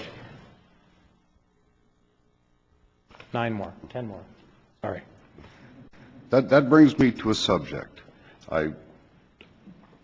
You mentioned it earlier, reserves. How's it felt in the department, and do you think down the road 2 or 3 years, possibly that a reserve could augment one, add one to an engine, or what is the whole reserve thing? It's mentioned in here, we talk about it, reserve program, and that's kind of where it laid. And augment is a good word. Supplant, replace, instead of, reserve programs will fail in that scenario. The pluses of the reserve program we used to have are well documented. They're well documented by the quality of individuals who came out of that program. It's kind of a try before you buy type of a program. However, the myth, not here but in other areas, is that you have the reserve program, and whenever the tone goes off, you're going to have all the reserves clamoring to show up at the call. And the reality is a very small percentage will, because they have jobs. They have to live. So our recommendation in the event you wish to move forward with the reserve program is to keep that in mind. They are a force multiplier. They're a force multiplier for public education, which we do a lot of, where we can commit a couple of reserves to a public education program and not tie up the engine. They're a force multiplier during disasters for recall. For me, the biggest benefit is if we can get some folks into that reserve program who are with us for a while, and then when we have openings, work up some sort of a special credit type of a program, then I believe that will do a lot for our recruitment and retention. I won't speak on behalf of the union. However, I will share that one of the staff projects for a recently promoted captain was to meet with the union, to meet with our labor group, and take a look at the old reserve program, take a look at some of the programs that are throughout the state of California now, and design a future program for our city that in the event we could fund it, that would be acceptable and pay dividends. And that project has been completed, and it's sitting in my computer. Chief, staying on the reserve personnel for a minute, I think either I had discussed with you or I discussed with someone that is a possibility that if we had a reserve program, and realizing the dependability of them not being able, maybe at their second job or something like that, but I think we had talked about possibly requiring the reserve to be at station for a shift. Yeah, some of the more successful reserve programs, they actually have a number of mandatory hours or shifts that they must sign up for, let's say in a month. And certainly I believe that's a successful component that we want in our reserve program. The challenge is you have to have a place for them to sleep, preferably other than a blow-up mattress or an Easy Boy. Until after we place the squad in service, which we're projecting, Brian, you're in charge of getting it rolling, so is that middle of January? So once we put the squad in service in January, it'll free up a bed at Station 2 because we're going to move one of the firefighters up to staff the squad. So then we'll have that necessary component, but not to have several at one night. Chief, you didn't give them everybody the good news on your grant. A what? You didn't give them the good news on your grant. Oh, the good news on the squad. When I first started writing this, the fiscal impact to put the squad in service was going to be $65,000. Our Lompoc Firefighters Foundation has been successful in garnering a grant that they will donate the necessary funding to purchase all the equipment to outfit our current utility as a rescue squad.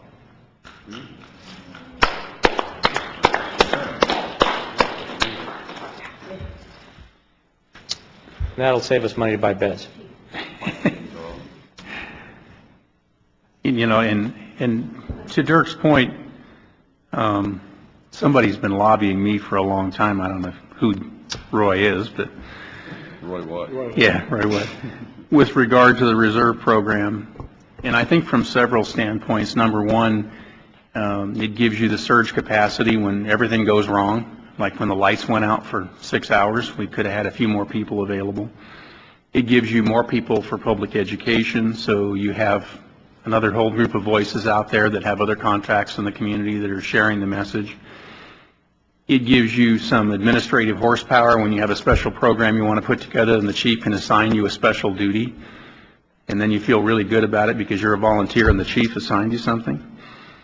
And probably the greatest opportunity now is our former chief's effort to bring the Allen Hancock Police and Fire Training Facility here, and our opportunity to take advantage of it, and our opportunity to find wonderful reserve folks who have completed their class and are looking for a place to get some practical experience.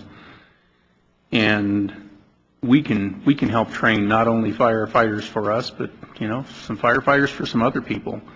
And it's nice if we can help ourselves, but it's also nice if we help others because they help us.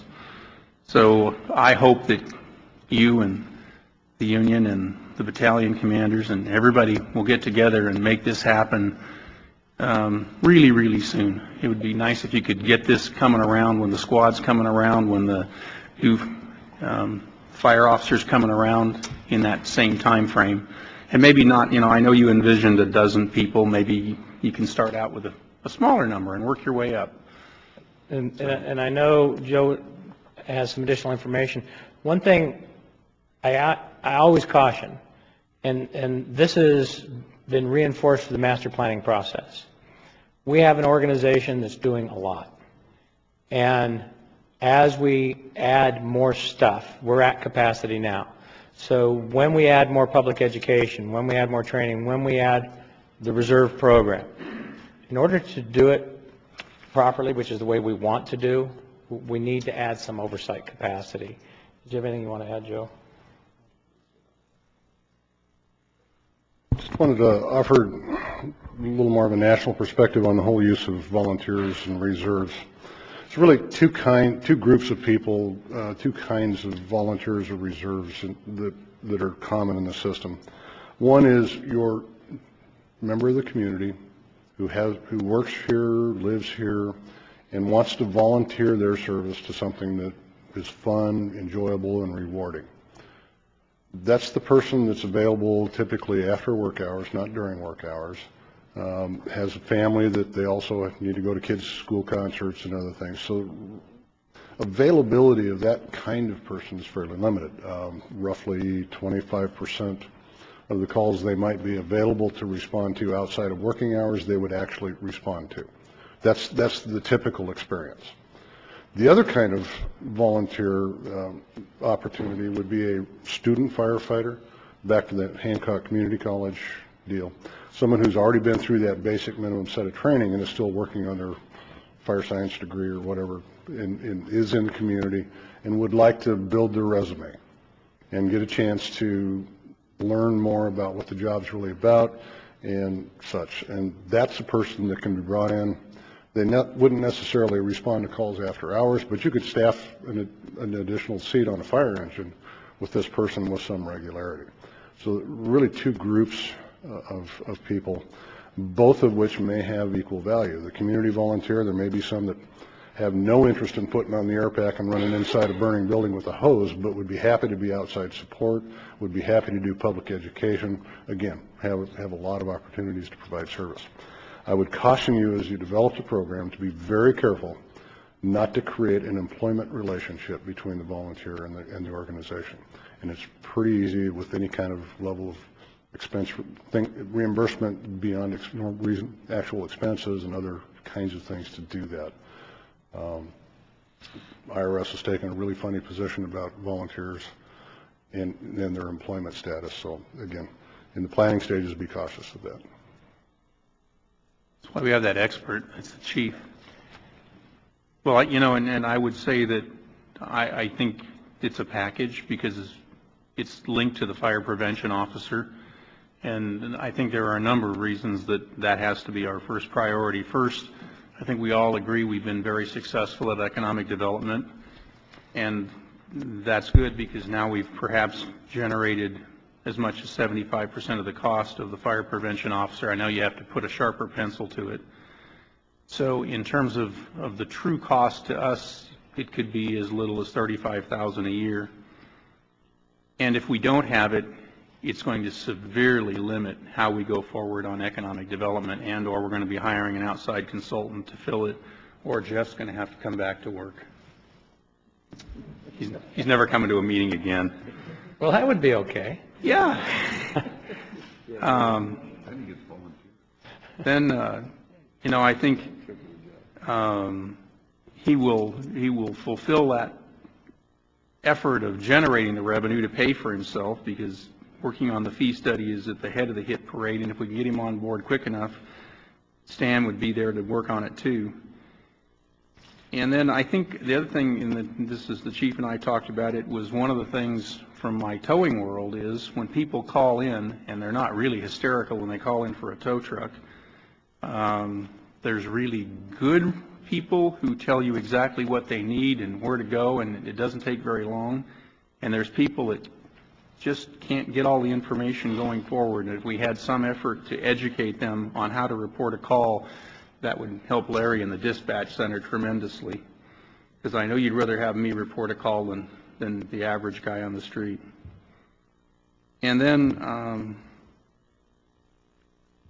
and I've talked about this forever, there's two ways to improve your service.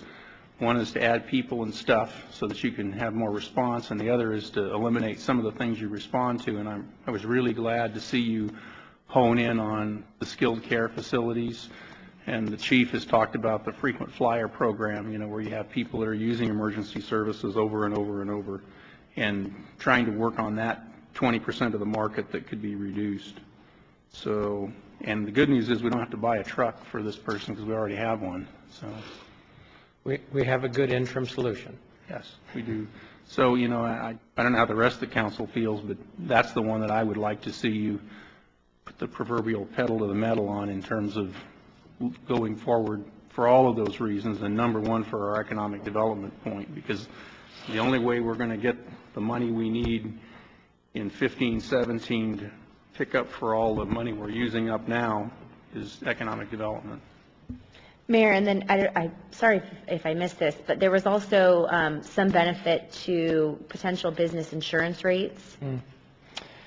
That's our ISO classification, Insurance Services Office classification, and that gentleman will be here next week.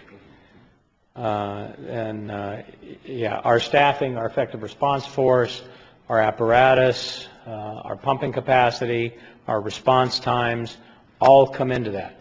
Now, the city is to be commended. We have a Class 1 water system. Over the years, there's been a lot of investment in that system. We have a lot of capacity. We have a lot of reserve capacity, and all that calculates into rating our water system. With some of the changes that we've made and we are making, and they will give us some credit, like if a purchase order is issued for something, or if we've got an approved whatever, they'll actually give us future credit. We believe that we've got a good chance with all the work that's been done here over the years, with the increase in staffing and how hard everybody's working, we believe we can lower that rating. And that is a benefit, particularly to our small and medium business owners in our apartment buildings, because that rating directly impacts their insurance costs. Great, thank you. Lower is better. Lower is always better. Not in other things. Well, Mr. Mayor, are we going to give some kind of direction for the chief? Well, I think let's let him finish and then we'll come back to it. Well, I committed that I was going to try to keep us at about 2 hours. I held Joe pretty close to his timeline. The recommendations are pretty clear. You've hit the highlights. The ones that we haven't hit and haven't heard from our public safety commissioners yet, the paramedic, the upgrade to paramedic, we get in trouble here. We agree with the recommendation to upgrade to paramedic. We believe that some of the dynamics that are going on within the department today will allow us to get there sooner than later, and possibly within a year we could be at paramedic level on the squad with minimal cost, and the costs are buried deep in the master plan. You've heard the majority of the recommendations from me. We're going to move forward with the dispatch performance, with our crew's performance, with our on-scene. There's things we control, there's things we cannot control. The recommendations for you this evening are to consider adopting the plan, for the Public Safety Commission to consider making that recommendation to you, and to have discussion on what we've laid out in the fiscal impact. As Joe mentioned from the get-go, this is not a mandate. These are some recommendations for you to consider this evening and provide me additional direction or alternatives. Well, the one thing I would like to see in the future, because we talked about it early on, is consolidation with the county on the sending people out. Dispatch, I'm sorry. So we don't need it now, but I think it's worthwhile looking at it and seeing what we could gain from that. And we've talked about it before, and I think the dispatch would be something. It isn't immediate, but it sounds like the county the sheriff is possibly supported, but I think we need to look at it closer. But it's something we should look at, because we're talking about Mission Hills, Vanderbilt Village, the city of Lompoc. Instead of having two complete different sets, it may be better to have one. Chief? There has been some very preliminary discussion with the sheriff and Santa Barbara Police Department, ourselves, about moving that direction, but it's, most likely a 3 to 5 year process, maybe even longer than that. Santa Maria is a little unique. They have their own digital radio system, and so they're on a different plane, so to speak, in technology than we're at right now. So the rest of the county is interested, and we are doing some very preliminary talks at this point. Well, it may take that long, but maybe we can make it shorter, and as long as we can work with it together, it's something that we should just stick on the back burner and forget about.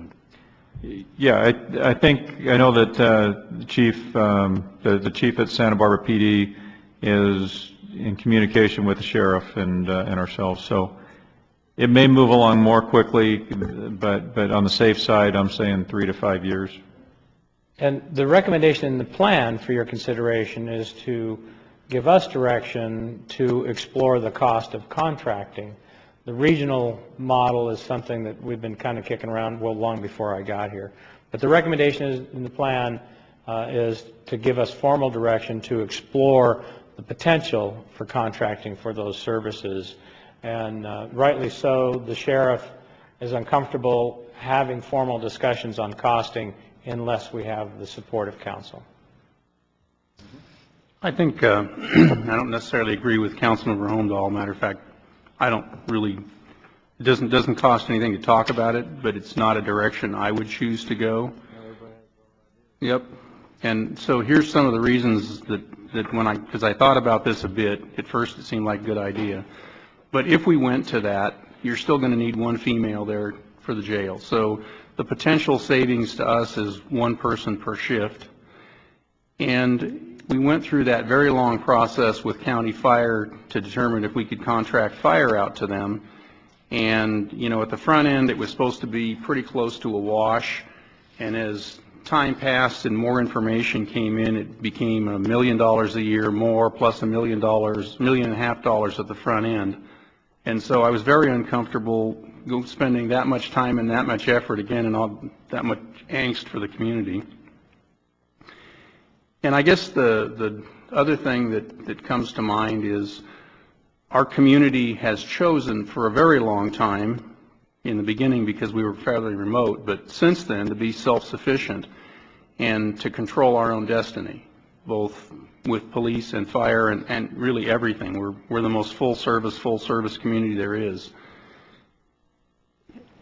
I recall several times in the past where it was suggested to us that we could save money by getting rid of the jail. As a matter of fact, when I came on as mayor, one of the big pushes was, if you guys got rid of the jail, you'd save a lot of money. And I went and talked to Chief Dabney, who, bless his soul, said, that would be a horrible decision. And then he gave me the sales pitch, and I've been a salesman for it ever since. But had we done that, had we acted on what was being talked about then, we would now be hauling people to Santa Barbara, which we couldn't afford to do, and we would have to be making the same decisions that Santa Maria is.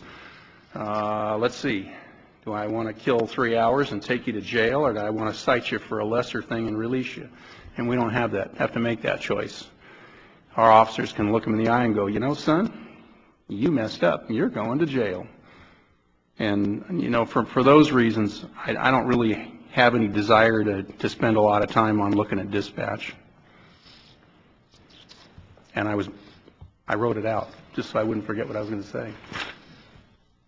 Mr. Mayor, I would just like to also remind the council that we have public comment on this specific item that we would need to open up. Yep, we'll get there. I have nothing to add at this point, other than, are there any questions from our commissioners? I know we intend to discuss the report at our next meeting and look at adopting it or trying to. So that's coming.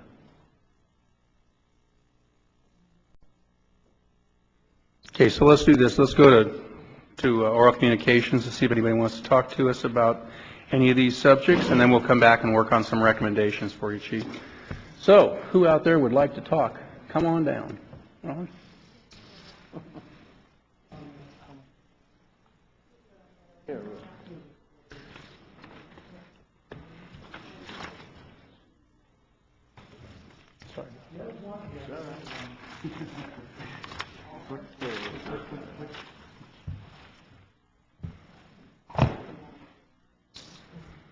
In addition to testifying, we have a physical fitness course.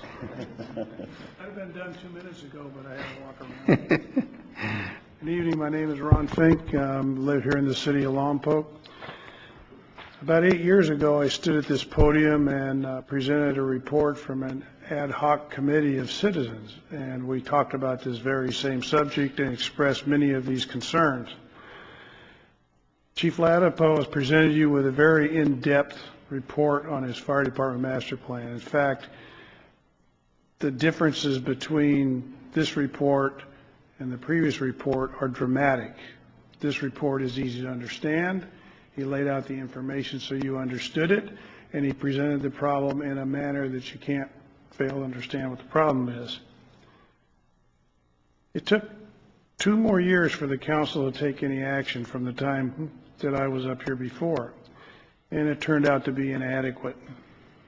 The consultant's work in 2008 appeared to be a mirror image of the report that we citizens presented to the council, and we weren't public safety professionals. So, as I said, this report is dramatically different than the previous one. Now, fast forward to 2013. Chief Ladapo has prepared a successful grant request, and this council's been aggressive at addressing staffing issues. That's a good thing. Now it's time to continue this synergy and adopt this plan. This is a good plan. Fire Department Master Plan is comprehensive, has justifiable recommendations, and reflects a methodical approach to problem solving. Some of the recommendations involve policy changes that will be within the purview of the department to complete, as the chief explained, with very little monetary things. However, others will require some funding. At this point, this is a plan, and that's what it is. When the implementation of one of the recommendations requires funding, the chief will come back to you and explain in intricate detail what he needs, how much he needs, and what it will accomplish. So you don't need to really talk a lot about that right now. This report is long overdue. For example, if a report of this level of sophistication had been produced in 2008 and the council directed that the planning documents be prepared for moving Fire Station 2, the city would have been in a good position for the stimulus grants, and the building could have been built already, but they didn't do that. So we are where we are. But if you did it now, you'd be in a good position if such a grant became available in the future, either through FEMA or some other thing. So you got the plans on the shelf, you're ready to go, you can take action. I urge you to exercise option B in the staff report, which is to adopt the plan. for what it is. It's a set of objectives that can be used to measure improvement and plan for the future, and then direct the fire chief to begin implementation of the plan. Thank you. Thank you. Now I got to figure out how to get back. Who's next?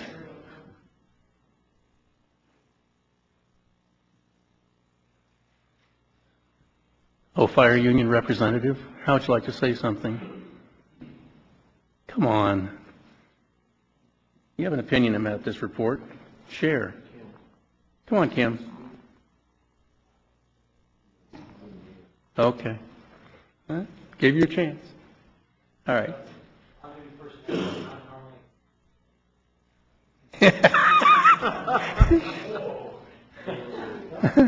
Normally, on-duty personnel are not in a situation to address the political body. However, if the union president so wishes to, we'll temporarily waive that policy. Sorry. And I'm not trying to force anything out of you. I'm just trying to force you to the podium. To the water board. Seriously, just, whatever you're comfortable with. For the record, Brian Fetterman, I'm the union president for the local. I think the report is great. I echo all of Mr. Fink's comments about it. There's a lot of statistical data, and in this time when we have to justify what we're doing and why we're spending money, this document supports a lot of that with statistical analysis to prove it, not just somebody standing up here saying it would be nice to have. So there's a lot of recommendations in there and a lot of things that we're continuing to work together on how to implement, and discussions are continuing to happen. So. Thank you very much.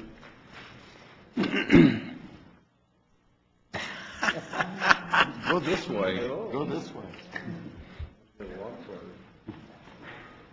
What's that program called, Chief? 980? 960? 960. I've already used that, so I can't go back. My name is Jeff States. I'm a former employee of the city, and I recommend that the council would go with adopt the plan, which is B. And I would like to see, I spent 26 years with the fire department, and I would like to see some type of plan adopted. In 86, we did one, and then, what was it, 2008, Olson, we did that, and I haven't seen one adopted yet. Was the one in 86 adopted? No. Oh my. We never did anything on that one. And even in 86, they recommended we hire a fire prevention specialist.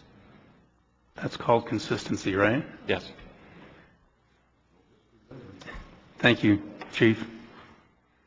Anyone else? Last chance? Going once? Going twice? Gone. Come on back, Chief. I do have that 1986 study on my shelf. Okay, so I have one question, because the commission hasn't adopted it yet, and typically we let them do it first. What kind of where that puts us? The commission does not adopt. The commission makes recommendations, and being this is a joint meeting, it's a joint staff report, and the recommendation first goes to the commission to consider making the recommendation that the council adopt. Okay, you guys got to make a recommendation, so the ball's in your court. We can do that now. Would someone like to make a recommendation? I recommend that we accept it. All right. Second? Yes. All in favor? Aye. Opposed? Done. Do it again. Yeah, do it again with your mics on. In the same order. Alrighty. All right, you have a motion? I'd like to make a motion that we accept the plan as stated. We have a second. Second. I don't. It's on. Is it on? Second. All those in favor say aye. Aye. Aye. Opposed? Ayes have it. Okay, we got that one out of the way. Next. The next goes back to the council with the recommendation that you can, the three options, that you consider adopting the plan, that well, you've already reviewed it. We're done with that. You consider adopting the plan or provide alternate direction. Chief, some of the parts of the plan have changed since you wrote it, since you now have the grant, the squad, and some other things. Is that any heartburn with approving it, or would you just amend it and bring it back to us? No, there's no reason to amend the plan because it's a recommendation in the plan, and I did make the change in your staff report to reflect the 0 fiscal impact. Okay. And with regard to, well, I want to ask the council a couple of questions so we're not wasting time going down the road. Is everyone comfortable with making the fire prevention officer the first priority because of the time frame involved? Okay. Yes. I think we should do that as a motion since we're making a formal action. So I would move. okay, and a second. Second. And any discussion? Seeing none, we'll vote, and we'll have to have a Aye. do roll call. We'll start at the end. Say your name and say aye. Dwayne, aye. John, aye. Dirk, aye. Bob, yes. Ashley, yes. Okay, so that one just made the head of the hit parade. And again, you're going to have to come back to us with the fiscal documents. Probably by, next Tuesday would be good. Just kidding. At the soonest opportunity. Okay, so if I could, just for clarification, because I was trying to stay out of it. Just for clarification. Was that an adoption with a priority? We made that a priority. We're going to go to adoption in a minute. We're going to get through a couple of things here. Yeah. That was a separate item to make that your number one priority for all the reasons I think we all discussed. Ashley. I think Bob has something and then I have something. Okay. Well, no, I was going to make the recommendation for adoption, but I will wait till we're all done. Yeah, I got to get one more question in. Yeah, Mayor Lynn, my question is that staff is requesting council adopt the plan and offer direction regarding multiple things. And the only one I'm having trouble with is the addition of one additional full-time administrative support person. I don't know, we haven't talked too much about that, if that's something you're looking at doing in the near term, or if you're going to wait on that. I just wanted some feedback. Absolutely, and the staff comment in there is obviously we would like that implemented sooner than later. However, if it's not implemented, then I would include that in my 15-17 budget request and my list of priorities. And I think that's really the one thing that you're going to come back to us with everything in this report would be your priority list, your ABC list. And I think we all understand that. And some of it's going to be driven by what you and Larry work out. And I think we're going to have to start calling you wheeler dealer now. You can get that done. The one other question that I would like to pose the council on would be whether we want to go down the road of discussing with the county with dispatch, or whether we want to leave that one by the side of the road now. And I think I made myself clear. So, Councilmember Costa. Mayor Lynn, I'm in favor of doing some additional research. Councilmember Lingle. I'm also in favor of research. Councilmember Starbuck. Well, I've always had this thing about, hometown pride and full service community. And I mean, I'd like to look at it just because of our neighbors in the village, the interface with rural around us, Mission Hills. Do I hope that it goes that way? No, I'd much rather put our own people to work there, but no, I'm willing to look at it at this point. But Okay, that makes it almost unanimous, so I'll go with the flow and we'll look at that. Okay, are there any other items that someone would like to make a priority within this, other than, as the chief explained it, where he's going to come back with the A, B, and C list and the costs of those things? That's what I'm looking for. I'm going to come back with A, B, C, and D as we can put it together. I know that reading the whole plan is an excellent plan, but it's a long term, and it's something you can just keep moving on as finances come and everything else come along. It's a beautiful set of a plan. So now we need your priorities of which is first, second, third, and fourth, and on down the line. So as I understand it, with the A being the prevention officer and the backup justification, the next report you'd like to see from me is the inclusion of that as the A and the balance of recommendations for A's, B's, and C's. Right. Correct. Councilmember Costa. I just have one last comment. The chief and I discussed this before this evening, but I wanted to put it on the public record that there was two recommendations in particular, and Councilmember Holmdahl highlighted these briefly. that, I think that although we can go into ABCs, as far as prioritization, I think that some of this stuff can happen simultaneously. And in particular, the recommendation about working with skilled care facilities, I think there's a lot of potential there. And then as well, developing partnership with local healthcare providers and safety organizations. Of course, there are some of us sitting at the table who work for some of these safety organizations as well. And so I think that there's a lot of potential there as far as client base and getting education out and prevention. So, maybe that isn't priority A, but I think that however you want to structure that, I think that those things can happen simultaneously. Some can, depending on staff. I don't disagree. The example being the public outreach is a perfect fit for the prevention officer. Some of the other partnerships are things that I will have to embrace because it's just what I do and I don't have the staff, such as with the hospital and others. Chief, one last thing before we go into a vote on this, and I didn't see it and I hadn't had a lot of time, so I may have missed it. Earlier we funded a study of Station 1, earthquake, seismic, what it needed. When is we get the results of that? If it needs anything, where is it going to be included in the fire service master plan? It would have they're going to find something. Yeah, and we haven't done the engineering study yet, trying to get capacity within the Public Works Department to write the RFQ. Once that is written, then we'll engage the consultant and bring the results back to you. Most likely, if there is work to be done, the results will come to you with a recommendation as to possible funding and request to seek permission for a hazard mitigation grant from FEMA, if it's at that level. But if it's something minor, then you have the ability, we can go in and include it in this master plan for future budgets down the road. Yeah, absolutely, if it's something minor, but if it's significant, then we'll probably be having a whole nother discussion. Okay. Well, let's see. I think everybody'd love to make this motion, so we could probably three of us could make it and two of us could second it. I think it's pretty unanimous. But how about if we go it all the way down to Councilmember Costa and let her make the motion, and Councilmember Lingle can make the second, and it just the fact that they're making it all over our behalfs. I move that council formally adopt the plan, the fire department master plan. And a second. Let me think about this. I will second it. Can you reach over there? Yeah. All right. It's moved and seconded. Is there any additional discussion? No. All right. Seeing none, we'll have the vote from right to left again.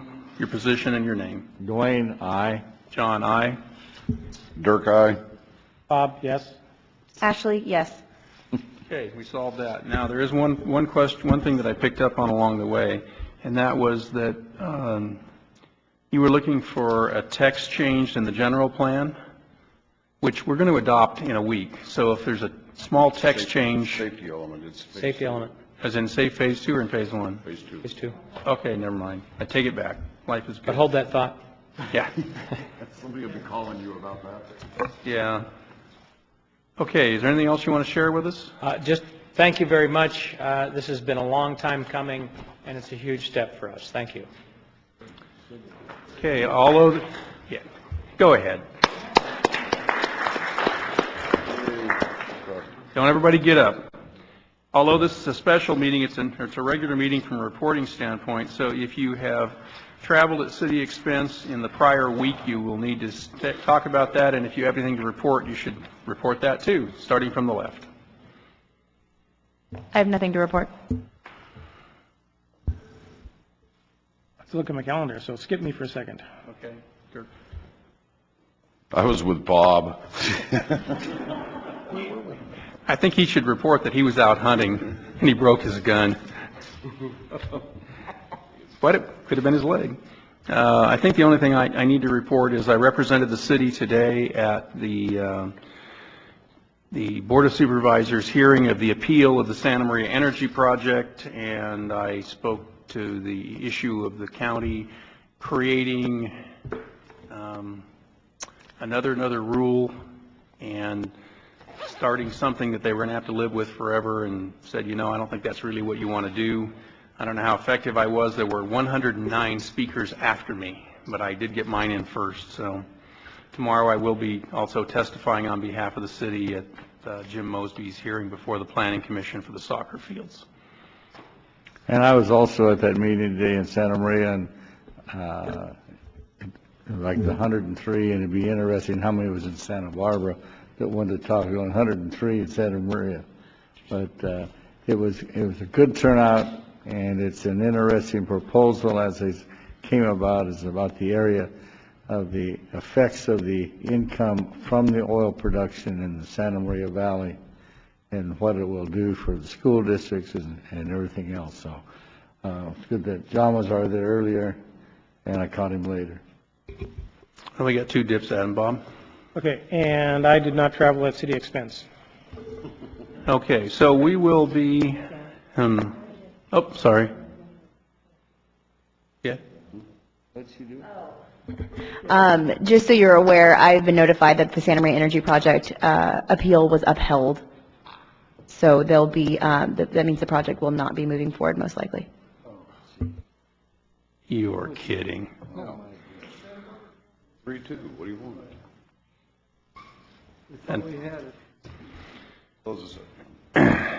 Yeah, we don't want to talk about that anymore. So, the Public Safety Commission will adjourn to a regular meeting on Wednesday, November 27th, 2013. Yeah, Mr. Mayor, I'd like to bring up, we want to postpone that to January 29th. Is that good for everybody on the commission? Okay, you go ahead and make that announcement.